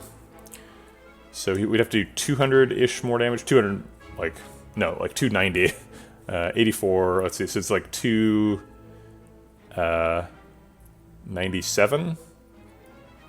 297. The Consecrate does triple damage as well, so it does 24, and he's got 6 slow procs by that point. 24 plus 60% is like I don't know. Let's say it's 36. That would be plus 50%. We'll hit for 30. Okay. Well, now you're messing up my math. So this hits for 36. He's at 297. 36. So he's at like 260-ish. So we need this Ragnarok to do like 260 damage. We've got 7 slow procs by that point. And so I'm going to calculate this one exactly, because it's the important one. So 6 times 3 times 1.7 is 30 damage per, and then 30 times 6 is well short. But then we play Conclude. So hits for 180. Told you I don't need you to do math in chat. I mean, you're welcome to, but I'm going to do my own math. So he was at 260. We did 180 to him. So we need to do 80 more damage. The Conclude's got 8 slow procs. So 16 times 3 times 1.8 is... Wait, what? Oh, I said 16 times 3 times 18, and it gave me 800 damage. So it's 86 damage. So it should actually be enough. I believe this is lethal. I'm going to trust the math. Let's just do it. Let's go. Yeah, we found the other wheel kick too, so it's not close. This is better for slow proc optimization. We actually don't get to play Conclude now, but that's okay. This is plenty of damage. Okay. We got there. Probably did more math than was strictly necessary there, but, you know, we were winning the fight even if we, like, didn't play Blasphemy. But it's fun to play Blasphemy.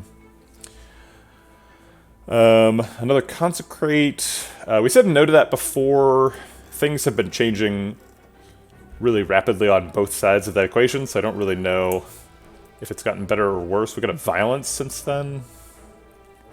We're skipping that Consecrate. Meditate, once again, this is like the 6th Meditate we've seen. Imagine if we'd seen 6 Talk to the Hands. That's also an uncommon. This deck would be insane. Empty Body's a no. Save the Time's a no. Yeah, I think we're just skipping here. Okay. And hit a couple more question marks. Look for Mind Bloom or something. Oh, we could do another Elite. Is that what we want? Talk to the Hand should really be rare. Why do you say that, Doofmaster? Why do you want Talk to the Hand to be rare? I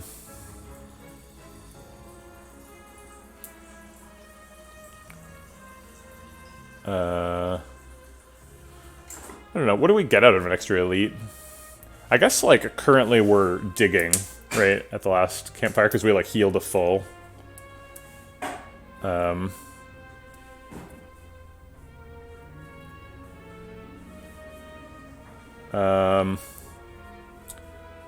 So, okay, Doofmaster, let's talk about rarities. So, I disagree about what the point of a card being rare is. For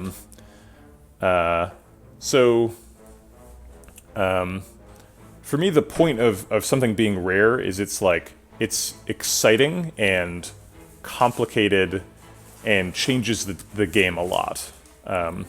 So if you look at a card like Demon Form, right?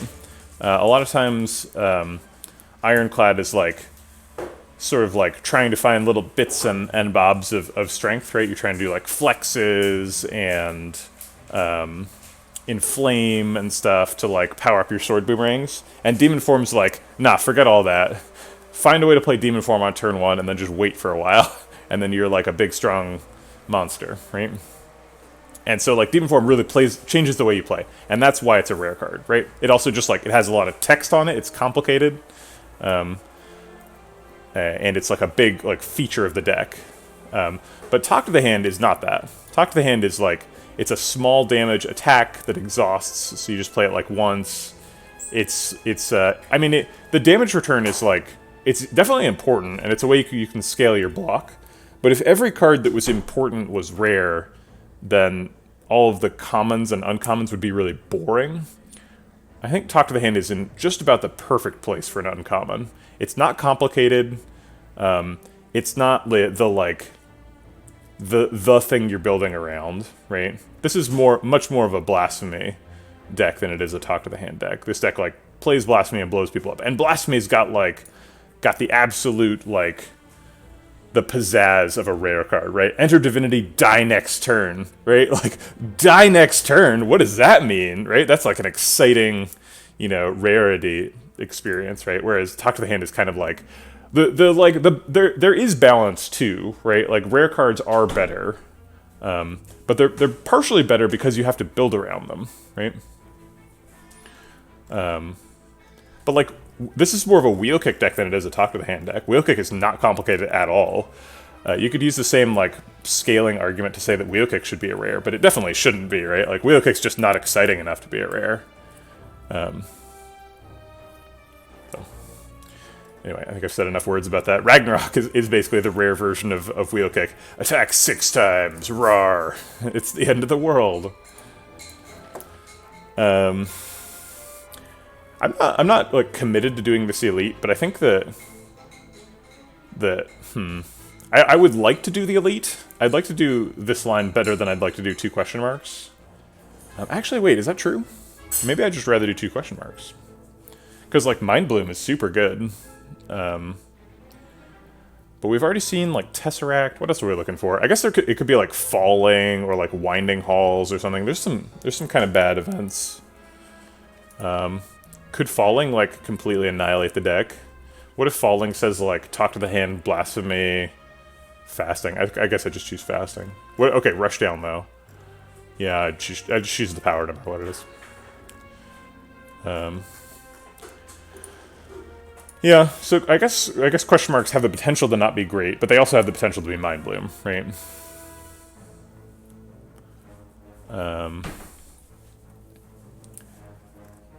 Yeah, but I want that extra Elite. Let's go for the Elite.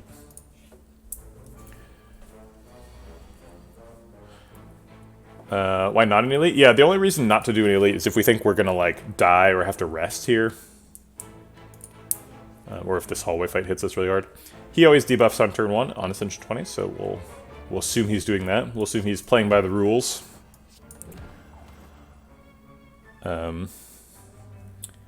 It would be nice to be in Calm. Should we go into Calm?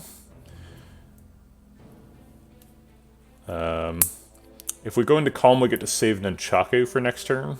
Otherwise, we're gonna like Cut Through Fate now. I guess Cut Through Fate Rush Down concludes a pretty good turn.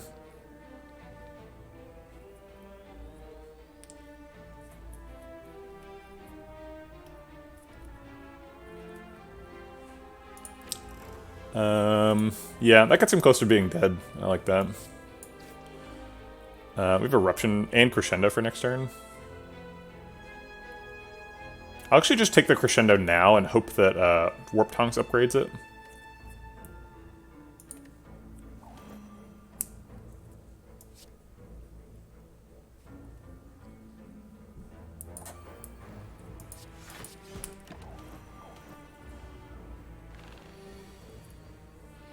Okay. It did not. We can Fear No Evil. Fear No Evil is guaranteed to put us in Calm. So Fear No Evil Crescendo costs net 0 and net costs 0 cards. Draws. But it does end in Wrath. So it's only really safe if we think we're killing him. And I don't know if we're killing him. 127 is a lot. If we're in Wrath, this does a bunch of damage, these do a bunch of damage, that does a bunch of damage. I don't know.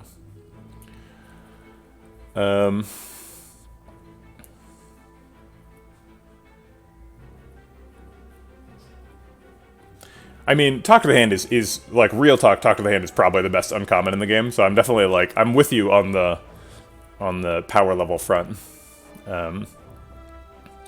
I would generally prefer raising the power level of other classes to reach Watcher versus trying to nerf Watcher. But if you want to nerf Watcher, taking Talk to the Hand's block down to like 1, I think would be pretty reasonable. And then like 2 when it's upgraded. But it's a pretty big nerf, so...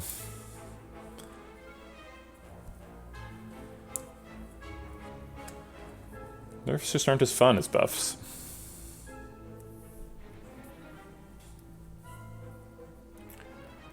I think we're just gonna not Crescendo this turn. Let's just start with Wheel Kick. Oh, we have Blasphemy. Well, now we don't have any card draw. Rats.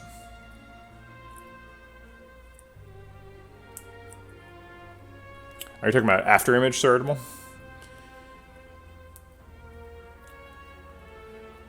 Yeah, I like the design on Talk to the Hand. It is strong, but I don't even know if it's like problematically strong. Yeah, it's true.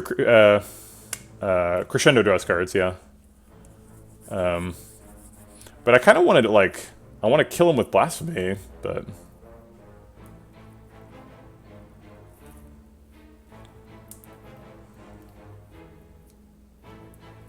I guess now that I have Meditate, I can like Fear No Evil Crescendo with very little concern, and then just meditate out. Okay.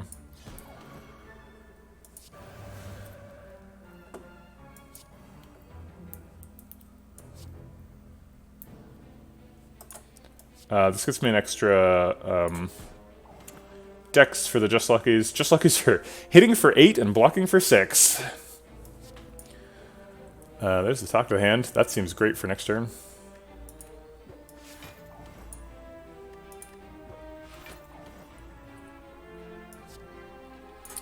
And what do we want back? We've already got a Wheel Kick. We could take a second one.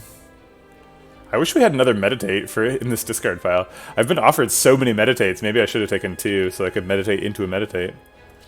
Because I want this Blasphemy back next turn. Oh well. Let's just take a Good Instincts. This deck can, or this fight can be pretty hard to block.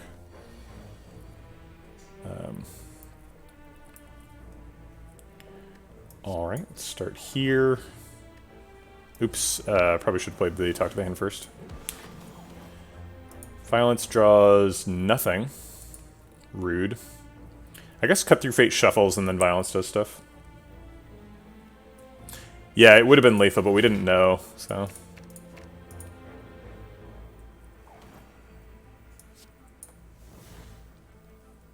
I was hoping for Eruption back, but it's probably lethal anyway.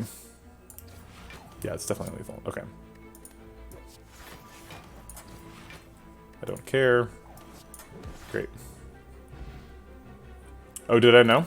What did I miss? Could I Blasphemy Rag? I don't know. I believe you. I'm not sure that was lethal.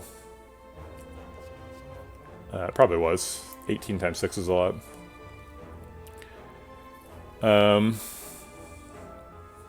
It's only like 100 and some, though. It's like 108 or something. Wasn't he at like 130? Pivot to pressure points. We're going all in. We've got the deck. We've got all the scrying and the card draw and stuff. We can get back to it. But we already have so much damage that like it seems unnecessary. All right. Seems like we can fight an elite 32. Does Recromancer ever kill us? I think the answer is yes. But it's by like kind of a stretched definition of ever. It's like pretty unlikely. And it's not Recromancer. Okay. 6 energy because of Lantern. I'm okay with being a 4 energy deck. We can fasting here. He can hit for 45 on turn 1, which means we can just be dead to that. Right. Oh, it says no. It says he can't side on 1. I feel like I've been confused about this like repeatedly every time I run into Nemesis with Runic Dome and look it up on the wiki. Because I feel like I have been attacked for 45 on turn 1, but maybe it can't happen. We have the Blind Tory combo here. So he's only going to hit us for 3. Alright, let's go ahead and draw a card. I want to play the Just Lucky, but maybe I should just hold the Protect.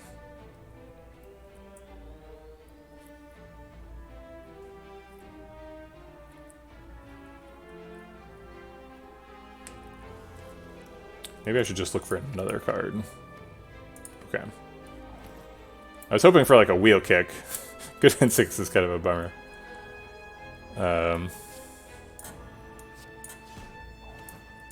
Okay. Do your worst. I think we take 1 here. If he attacks, yeah. Okay. Seems fine. Give me that Talk to the Hand. Darn. I guess Just Lucky Wheel Kick can still get it.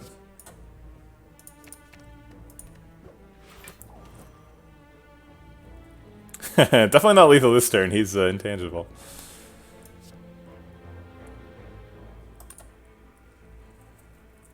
I guess Flash of Steel can just get it. I don't think I'm willing to Wheel Kick, unfortunately. I think I would need to like Third Eye and meditate this turn. Sash Whip. Violence gets it, right? Is it guaranteed? Cut Through Fate, Fear No Evil, Talk to the Hand, Ragnarok. I guess it can miss, right? It could be Cut, Fear, Ragnarok. That'd be rude, though. Could happen. Didn't.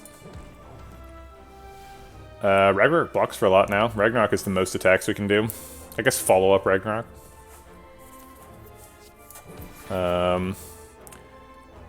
Does Ragnarok block for more or less than Sash Whip, Fear No Evil, Third Eye?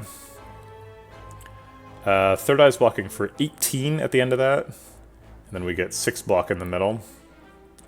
So it blocks for 24 total. So we block for 35 and take 10. Yikes. Oh wait, no, it's not 10 because he's weak. So it's probably less than 5. So one more blocks makes it 1. Whereas Ragnarok blocks for 6 times 3, which is 18. So that is definitely less. Okay, we'll skip the Ragnarok then. It's assuming he's hitting for 45, which he may not be. But he is attacking, so...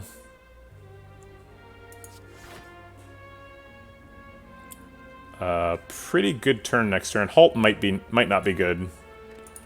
Oops. We have Crescendo though, so Halt's guaranteed to be good. Okay. Ha!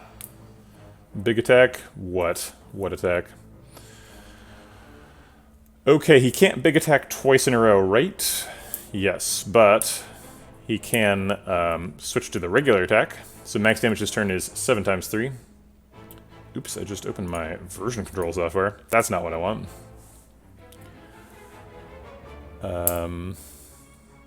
We don't have Rushdown down. We don't have Rushdown set up. I don't know how to say that. So Crescendo does not draw cards, but Third Eye, Cut Through Fate draws us like pretty much anything we're looking for.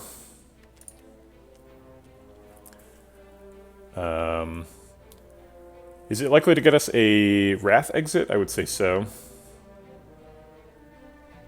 Alright, let's see. There's the Rushdown. So we could Cut Through Fate to draw a Rushdown, and then Crescendo to draw, like, Just Lucky Wheel Kick. That's pretty fun. We're in Calm right now, right? Yeah, we are. So let's do that.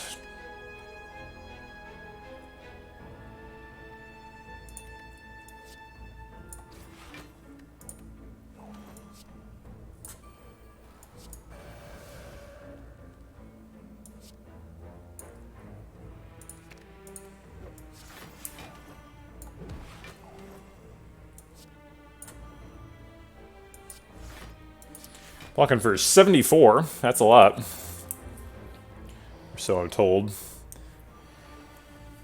But it's for naught. Vigilance Eruption draws 2 cards, but it also costs some energy. So we'd go down to 2. I guess follow-up Meditate is not a disastrous end to the turn. It's not amazing, but...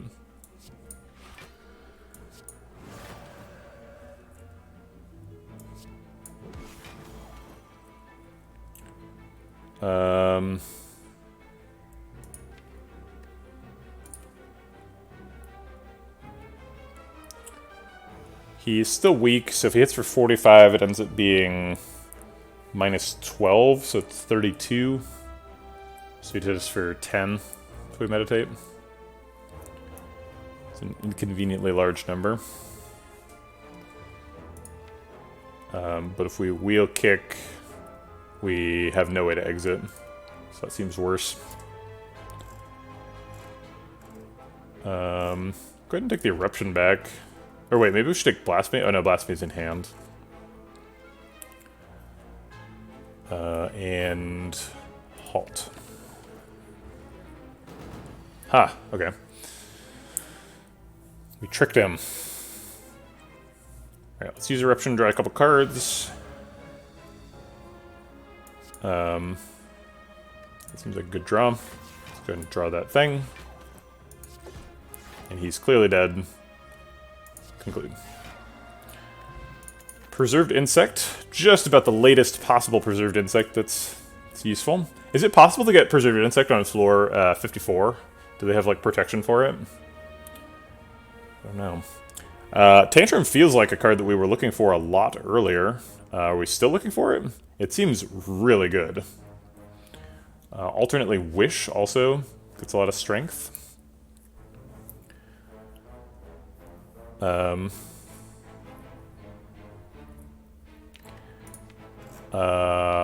have a Rushdown, so Tantrum is probably a pick, right? We've got a lot of ways of entering Calm. It does not spawn beyond 52. Interesting. Is there like a list somewhere of like what relics can't spawn where? Because it is fairly complicated. And I say that realizing that I have advocated for that list to be expanded, right? I want it to be like you can't get White Beast if you have Sozu and stuff. I just don't think there should be any relic bar non-combos. Because you don't get to choose the cards that you put in your relic, or you don't get to choose your relics. So like the game giving you non-combos just feels mean.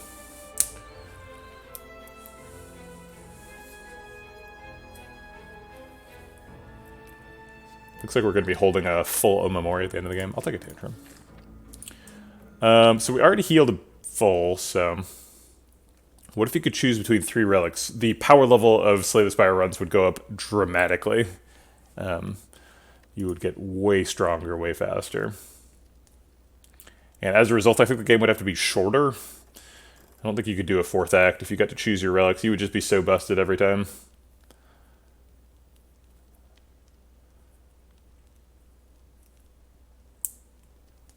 Get Meow's Lament from Spire siblings. Oh man, that'd be super fun. Or from the shop in Act 4. Hey, I got something for you.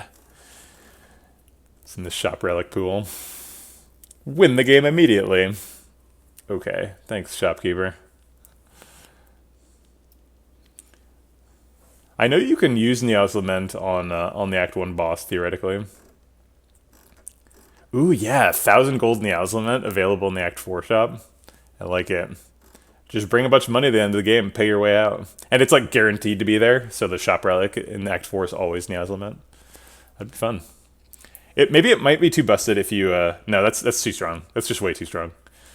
I think like 30% of runs would end up trying to save money for Lament at the end. Because, especially if you got like a membership card, it's not that hard to get that much money. It's pretty hard though. I don't know. Maybe it could work. Okay, if we were gonna upgrade, we would probably upgrade blind. Oh, fasting. Probably fasting. But I think we're just gonna dig. Give me those relics. Blood vial. Okay. Pretty useless blood vial, but you know.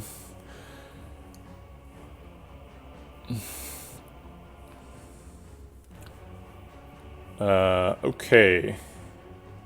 Alright, so this is gonna be a tough fight.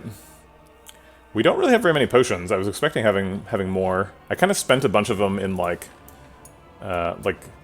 this Reptomancer fight, and like basically never got a potion since then, which is like highly unlikely. Maybe we spent one in the... Surely we didn't spend a potion in Giant Head, right? Like Giant Head should be free. Oh, I see. That's interesting. Well, if you can beat the Spire elites, you can probably beat the Heart. Spire elites are tough. What about Rushdown Crescendo right now? Makes Wheel Kick hit really hard. Makes Wheel Kick hit for like 56. Okay.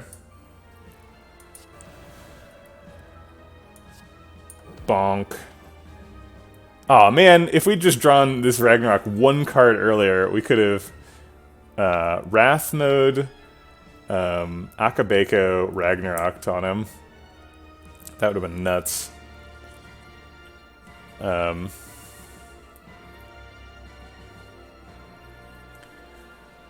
Is it like fasting Just Lucky Fear No Evil? Seems kind of scary to be in Wrath Mode here. Yeah, let's do fasting Just Lucky Fear No Evil. Not a fasting plus, which is a little bit lame. Concludes not really very good next turn. I guess I should have follow-upped before Just Lucky so that I had an extra dex. It's a minor mistake. Yeah, follow-up should have happened slightly earlier. He is attacking, which is not surprising.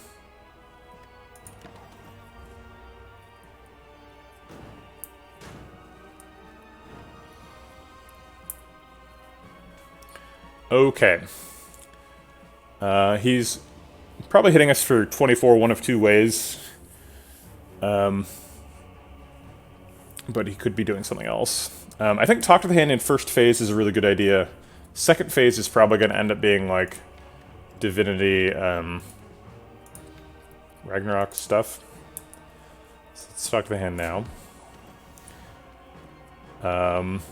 We need him to be weak. We can do that with either blind or the weak pot. I kind of want to save the weak pot for next fight. If it's Donu Deca, we need help getting artifact charges off. So I think blind is right here.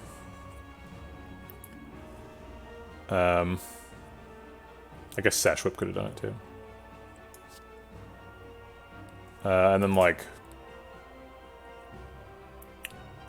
Cut Through Fate, or maybe Flash of Steel, Third Eye Protect. No, I kind of want to save the Protect, so it's like Cut Through Fate, Third Eye Good Instincts. That's a lot of block. I'll just take the Ascender's Bane. Exhaust it now.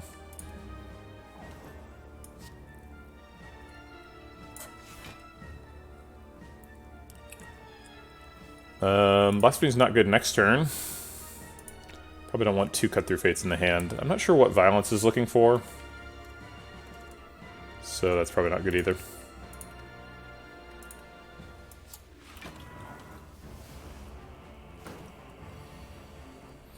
Okay. His multi-hit attack nominally hits for 30 now, but he's weak. So it ends up hitting for 24 instead.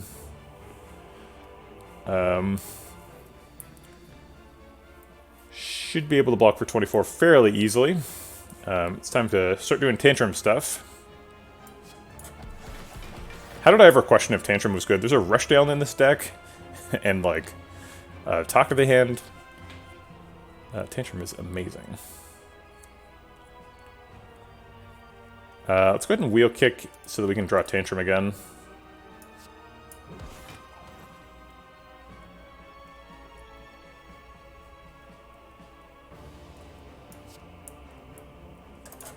We don't need to do that much damage. Unless we're trying to, like, assassinate him. But I don't think we're doing that.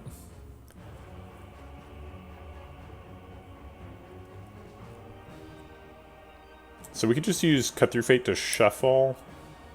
We don't really want Tantrum next turn. So shuffling with Tantrum in hand is kind of okay. No, it's not really.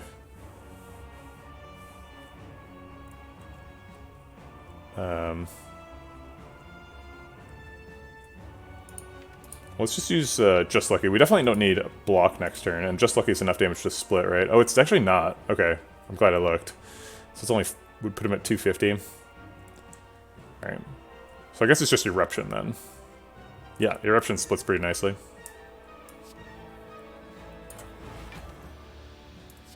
And then Halt Vigilance for block. Wait, that's actually more block than we need. This block's for 36 by itself, so I'll save the card.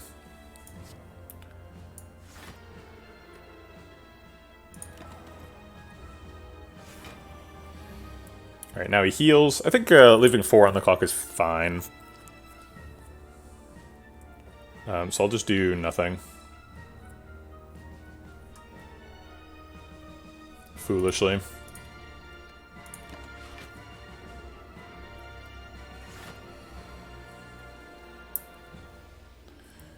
Okay.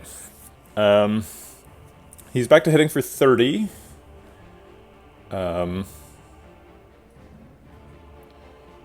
And I don't really want that to happen. Talk to the Hand is gone.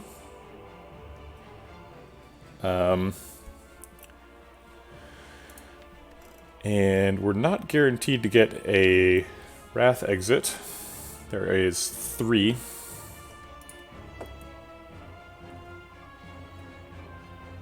But we draw like 6 cards basically. This draws 4. This draws 2. We could Tantrum, but then we could redraw the Tantrum, and I don't really want to redraw Tantrum. We do have both Blasphemy and Ragnarok in there, which is presumably lethal at some point. Alright, let's use Eruption to draw. Okay, we've got our Wrath exit, so now we can just do some damage and block. Probably playing 7 cards, right? We've only got 5 energy, but we've got 2 0-cost things, so as long as we can find one more 1-cost thing with 2 Cut-Through Fates, we're playing 7 cards. So I would like to play Tantrum twice. So I'm going to play Tantrum once and then try and find it with Cut Through Fates. Drat.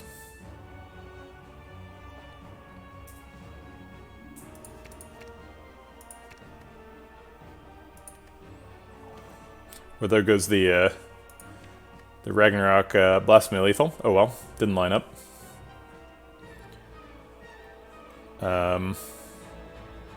What if it's like we end with Halt, Protect, Meditate? Do we need that much block? This is already 24. This is 9. He'll be hitting for, what is it? 36? So assuming we play, let's see. Consecrate, Cut Through Fate, Just Lucky, Halt, Meditate. We'd be playing 2 attacks before the Just Lucky, so that'll block for 11. And 3 attacks before the Halt, so this will block for 12 plus 18. 12 plus 18 is 30. So we're well over blocking. That seems fine.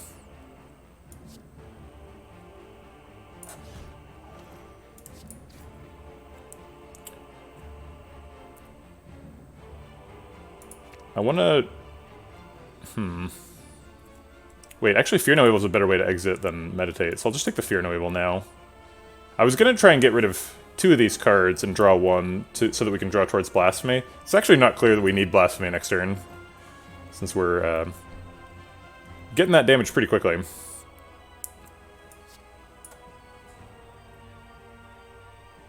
Wheel Kick, Flash of Steel should help get it lethal next turn. Seems fine.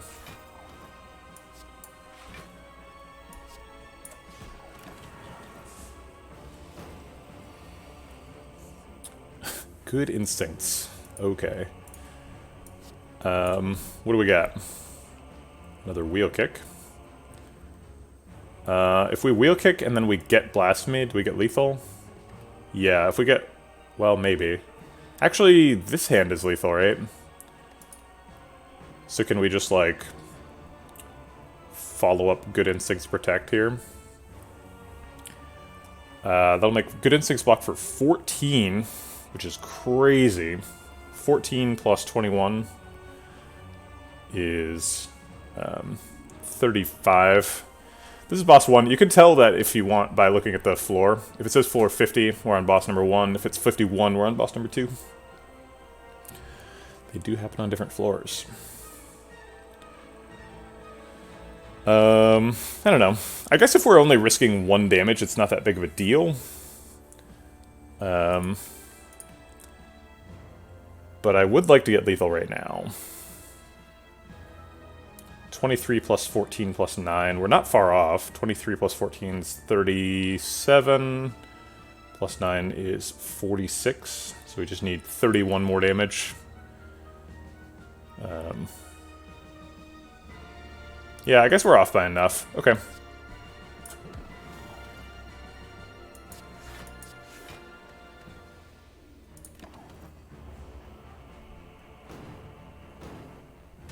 Yeah, 1 health is fine. We have Pantograph anyway, so it's... What are you going to do about it?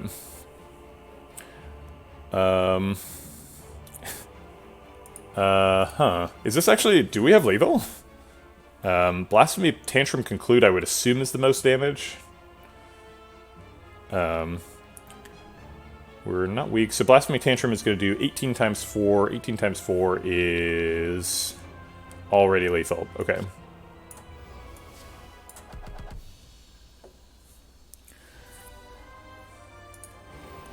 Donu Deka. Alright, a little bit worried about Donu Deka. They do follow a strict sequence, so they're very predictable. They're hitting for 24 on turn 1. Doesn't seem like it would be responsible to Tantrum right now, so I think we're going to start with a Wheel Kick. Talk to the Hand is early. This is kind of what I was worried about. I saved the weak pot to remove 1 artifact charge, but we need to remove 2 before we draw Talk to the Hand. And we've already drawn Talk to the Hand. We do have Vigilance, which is nice. So we can, like, Tantrum, double Just Lucky Vigilance. Which is some okay block for this turn. But I'm worried about the future since we're not getting Talk to the Hand now. Do we talk to the hand just for damage? It's pretty hard for us to remove the artifact charges. It's just a Sash Whip and a blind. Wait, where's the blind? Oh, there it is. So I think I will use the talk to the hand for damage.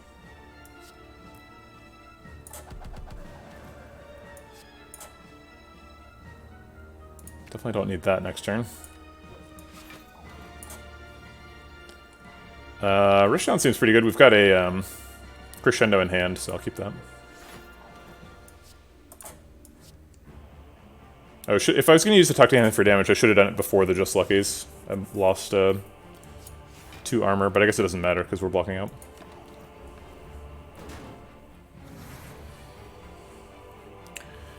Okay. The problem with Rushdown Crescendo is that we are in Wrath then, and we have to find, like, Meditate or Fear No Evil. Donu is attacking, but for 30 now. We also have Fasting available, so if we can get some extra stats. We can actually weaken him too. We've got Blind and Weak Pot. Maybe if we find Meditate, we can get Talk to the Hand down on him. We've already done like 70 damage to him, so it's not entirely clear that Talk to the Hand goes on him. Maybe it goes on Becca. We draw sort of 6 cards, 6 out of 20 with 2 outs. Pretty likely to succeed. Let's do our little hypergeometric math here.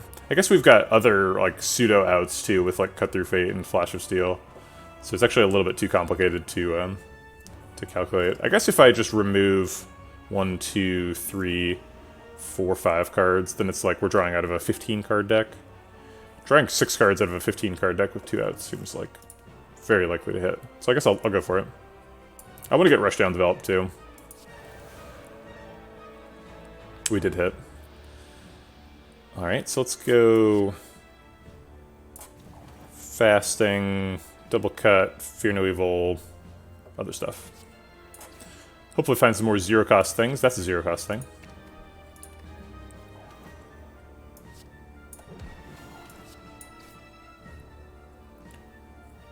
I want both of these, but I can't have both. We've got the energy to play Tantrum, and Tantrum's the most damage, so I guess I'll take it.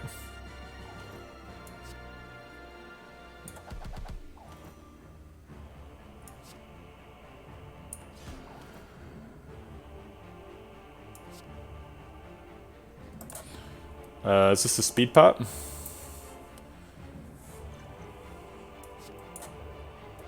I'll go ahead and use the Weak Potion, even though he's only at 43. I don't know.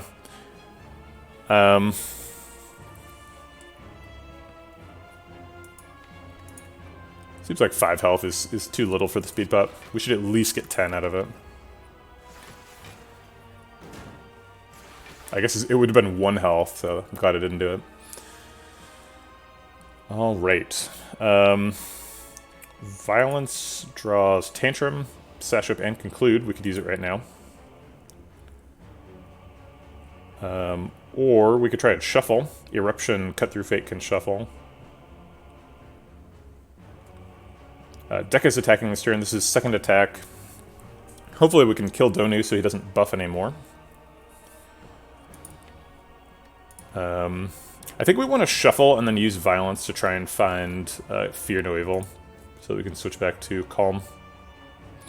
We have 3, 6, 8 cards in hand, so Eruption is safe. I want Flash of Steel in the Shuffle, so I'm going to use it now.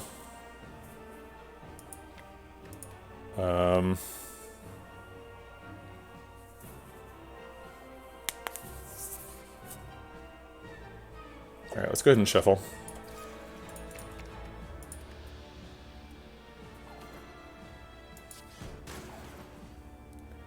And we've got 3, 6, 8 cards, so Violence is not quite yet safe. I'll use the third eye. Blasphemy is not lethal next turn. I don't want to draw the wheel kick. I'm okay with drawing Tantrum.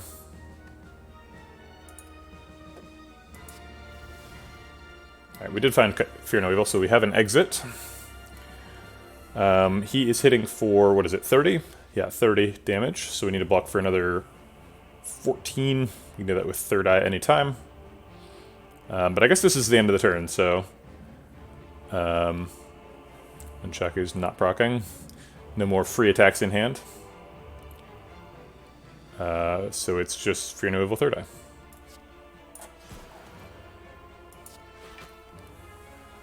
We're already in calm, we don't need that next turn. We don't need block next turn, so none of those.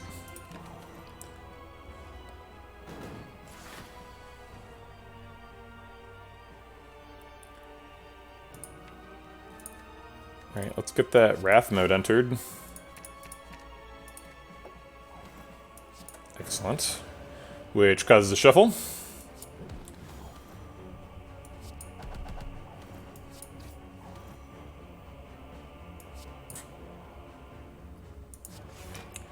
And what do we want to meditate back? Probably the Flash of Steel. Maybe Halt. I think I'll do Halt in case he's, in case we don't find a Wrath exit. Or, I guess we're not in Wrath. I don't know why I'm looking for a Wrath exit. Alright, start with Wheel Kick, see what we can get.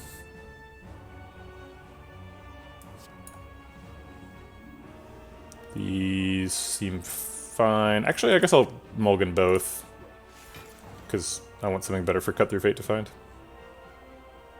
We've already blocked out, right? This is 23, yeah, 30, so... Just looking for damage. Consecrates damage. I'll take an Eruption next turn. And a Sash Whip, sure. Well, alright. Seems like a pretty easy Donu Deca.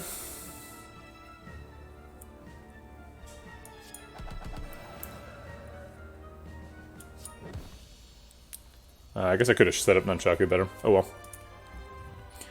Do you heal 1 health if you have 1 health to heal when you're rising in the act? You should, right? But no, you shouldn't, because it rounds down. So we're actually getting no healing out of the act here.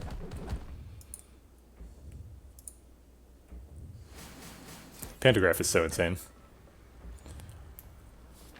Oh, we did get a healing, huh? That's odd. Does it round up when you go from act to act?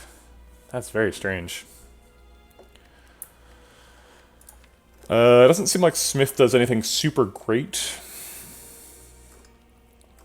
Crescendo is a good target. Blind, Fasting. Maybe Fasting needs it. Yeah, I guess I'll give it to Fasting. Okay, I think that's better than Digging. I mean, it's likely to get upgraded by Warp Tongues, but we have to play Fasting pretty early in the fight anyway. Clockwork Souvenir seems insane. So does Dark Shackles. Can't afford both. Dark Shackles is cheaper, so we can buy potions with it. So it'd be like Dark Shackles and 2 potions. Nope, can't afford that. It'd be Dark Shackles and 1 potion.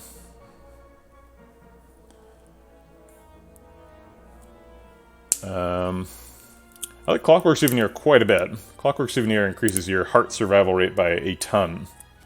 So I think it's just going to be Clockwork Souvenir.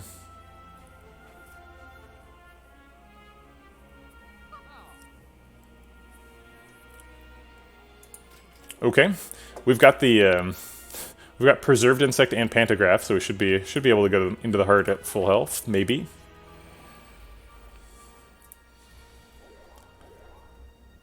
All right, non-AoE blind.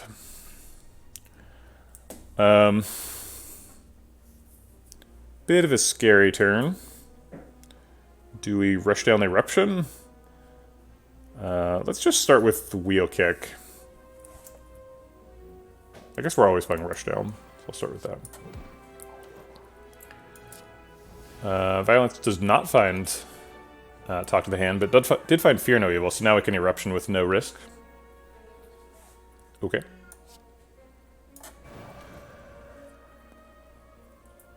Are you talking about the storekeeper or me? I believe we're both cat people. Alright, place some attacks. Definitely want to hold Protect for next turn.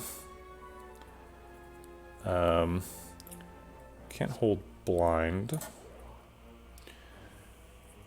So we're blocking with, like, Just Lucky Halt Fear No Evil, or is it like... I guess we're always doing Just Lucky Halt, right? So it's just like, do we Cut Through Fate and Fear No Evil? Or not? Halt blocking for 20... 20 plus 6, I guess plus 7, so 27. What is the max for Spire Shield on turn 1? I know Spire Spear's hitting for 12, right? Yeah, 12, because we're facing him. And then Fortify is... Or sorry, Bash is 38, or Smash is 38. No, he can't be using Smash this turn. It's either Fortify or Bash. So 14 is his max, but then 14 with the extra 50% from being behind us is plus 7, so it's 21. 21 plus 12 is 33. So we need to block for 33. Halt is already blocking for 20. So we're blocking for like 27 if we play Fear No Evil and not Vigilance.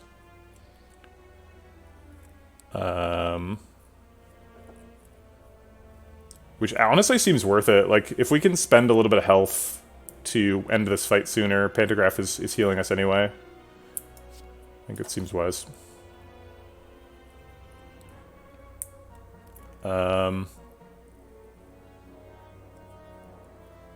Is Conclude lethal? Yeah, Conclude is... Oh wait, no, because we can't play Fear No Evil after Conclude. Okay, so I'll just take the Talk to the Hand. Oh wait, I can't play that. I have to play Fear No Evil.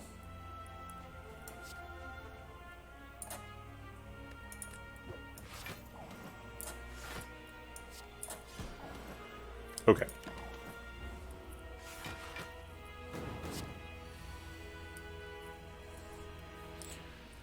Crescendo draws some cards because we have Rushdown.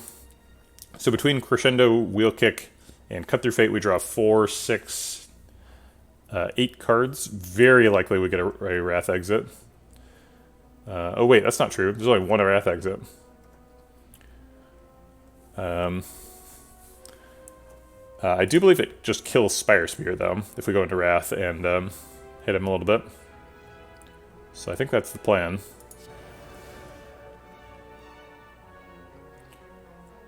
40 plus 22 kills him. So let's start with the Wheel Kick and then follow up on him. We do not have an exit yet. Got a couple more cards left to draw. So I think I'm going to assume we're not playing Fasting. Okay, we did find an exit, so now we can play Fasting. So it's like Fasting, Cut Through Fate, Meditate? Wait, no. It's Fasting, Third Eye, Meditate. Or maybe like... Protect, Third Eye, Meditate? How much can he be hitting for?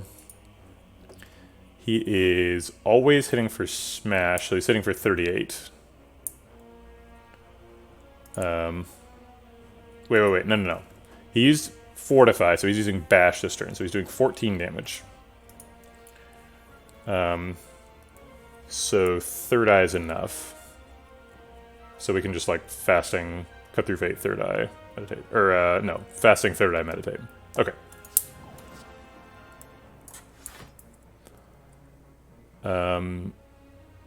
Tantrum seems fine next turn.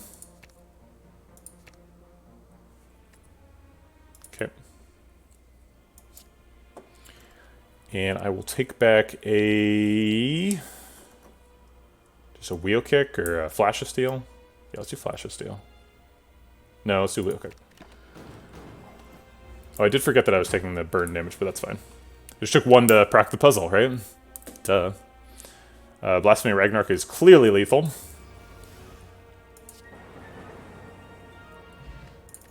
We got a Teardrop Locket. Okay, that's pretty useful. Second Rushdown, huh? Does second Rushdown let us do infinite stuff? Because I think if the answer is no, we're probably taking another Just Lucky.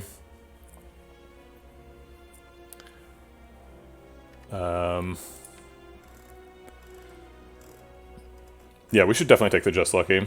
We have a Fasting Plus and a Clockwork Souvenir now. We're like way in on Just Lucky. Alright, it's heart time. Heal for 1 at the beginning of the fight. We do get Talk to the Hand down, which is huge. We also get Fasting on turn 1. Do we want to play Fasting? So Fasting and the Hearts Vulnerable are fighting over who wants to eat the Clockwork Souvenir artifact. I am not sure who wins. I think since we have Blind and Talk to the Hand on turn 1, we can probably survive being vulnerable. So I'm going to give it to Fasting.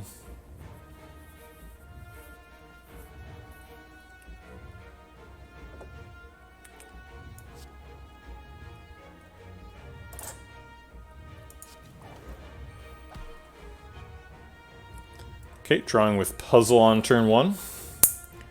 Always nice. We have Blasphemy Ragnarok. Surely it's lethal, right? Okay. Definitely playing Talk to the Hand, and then I think we're probably playing Cut Through Fate, or maybe... is it Tantrum? Tantrum seems risky. But we do need to get some damage in. Yeah, I think I like Talk to the Hand Tantrum. Oh, wait, we do have Akabeko on. Yeah, but we need to play Talk to the Hand. I don't think the damage matters as much as the block.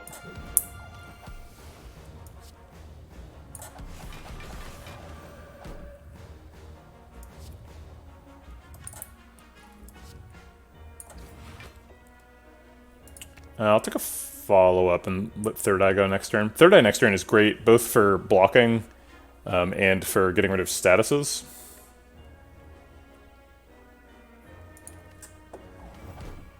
And, like, drawing towards a Wrath exit.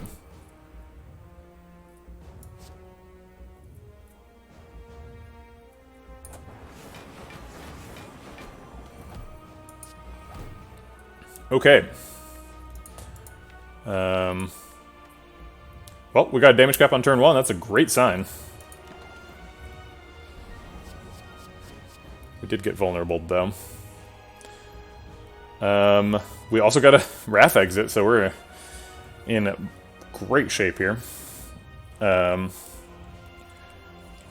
start with Flash of Steel.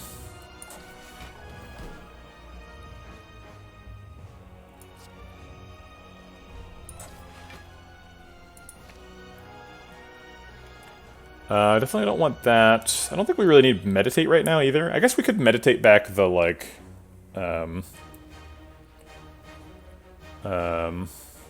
What do we want to Meditate back?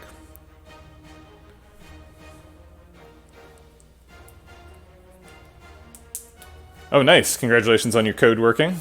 What's your coding accomplishment? I am also a coder, so I will understand.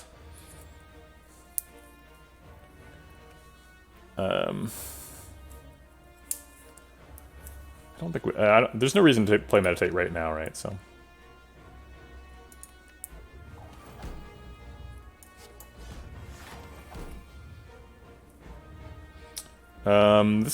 If I play all these cards, I think we're fine. Halt is super good. Okay, so how much can he be hitting for? We're vulnerable, and he is weak.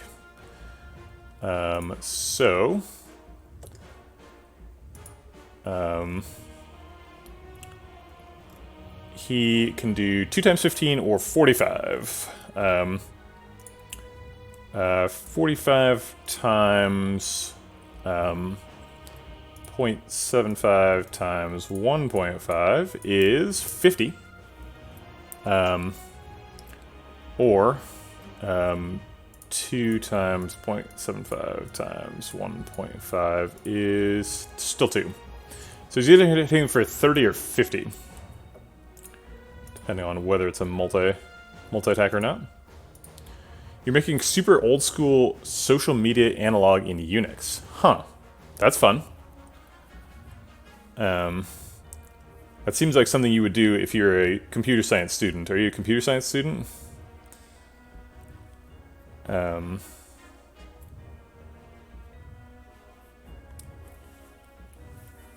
it's pretty clear that we want to play Halt before Fear No Evil. And we want to play Third Eye last so it gets other attacks. So I guess it's just Lucky Halt, Fear No Evil, Third Eye. Tantrum is that good next turn? We'll need to draw into another Wrath exit. And we haven't played Rushdown yet, right? Yeah, we have not played Rushdown. But I think we will want to be back in Wrath. It's kind of hard to say. I think I'm going to say no. No Tantrum next turn.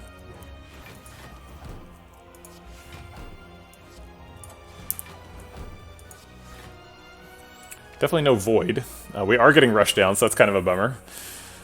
I guess we're not going to play Rushdown then, because there's no more Wrath enters in the draw pile. We could just play it for next time, though. This is a pretty bad hand, though. So I think I'm going to get rid of Rushdown to give it a chance to get a better card in there. Alright, hit me for 50, big beating bastard. Excellent. Take 1. So this time it's the multi-attack, for sure. So he is hitting for 30, or 30 equivalent. Let's start with Cut Through Fate. Yikes. Definitely don't want those. I'll take a Wheel Kick.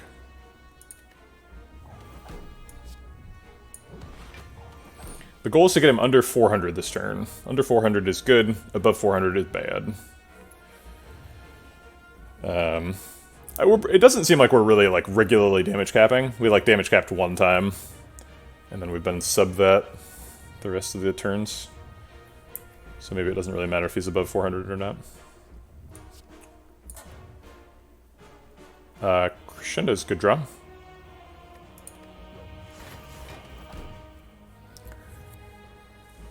And then what, like, Good Instincts, Third Eye, Conclude? This blocks for 21, takes us up to 30, that blocks 2. He is going to be above 400, there's really nothing we can do about that now. Oh well. Violence is good after the shuffle. This is going to be a great turn next turn. Sash Whip is going to hit artifact charges, but we kind of want to hit those artifact charges. Maybe that's not that valuable. It's still damage, though. Okay. We take 1 again. I guess it was 2 that time? Whatever. Oh, he doesn't have his artifact charges up. That's right. He gets his artifact charges up during his turn, but he doesn't have them yet, so we can Sash Whip him now.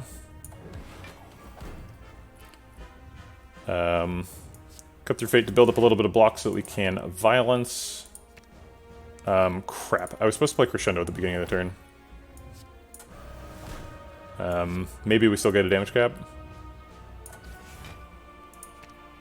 Uh-oh. I'll take the follow-up and hope to draw Fear No Evil again next turn. I am going to play Violence, though, so it's possible we just draw it right now. Alright, fair enough. I do want to get the Rushdown down this turn if we can.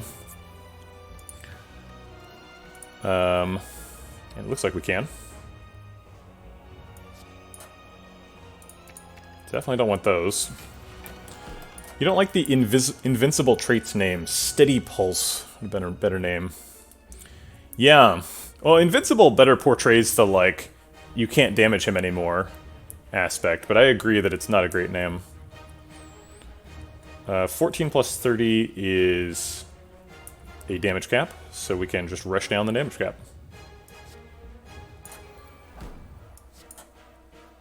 I'll keep Good Instincts. How many Wrath exits do we have? Got 1, 2. So we're going to have to draw pretty aggressively next turn to get a stance exit. So maybe we don't want to keep Good Instincts.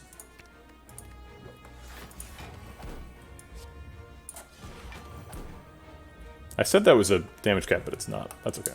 It's close enough.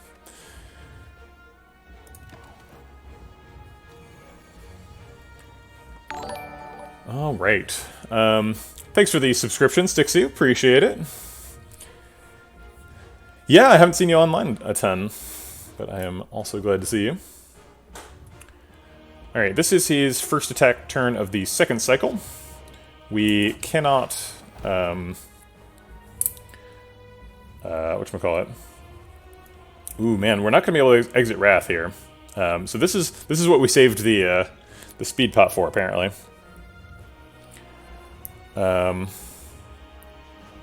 So this turn's gonna hurt. Our vulnerable has worn off, so it's not gonna be like a gigantic amount of damage, but it's gonna be pretty significant. So Tantrum and Concentrate give us a dex, as well as blocking. And then we speed pot and play the rest of them. Oh man, Tantrum Ragnarok is lethal next turn. Yeah, it's oh, scrying before the draw. That's a good point. Yeah, we did have Third Eyes in hand. It looks like we're actually going to be able to block out pretty well, because we have 13 decks.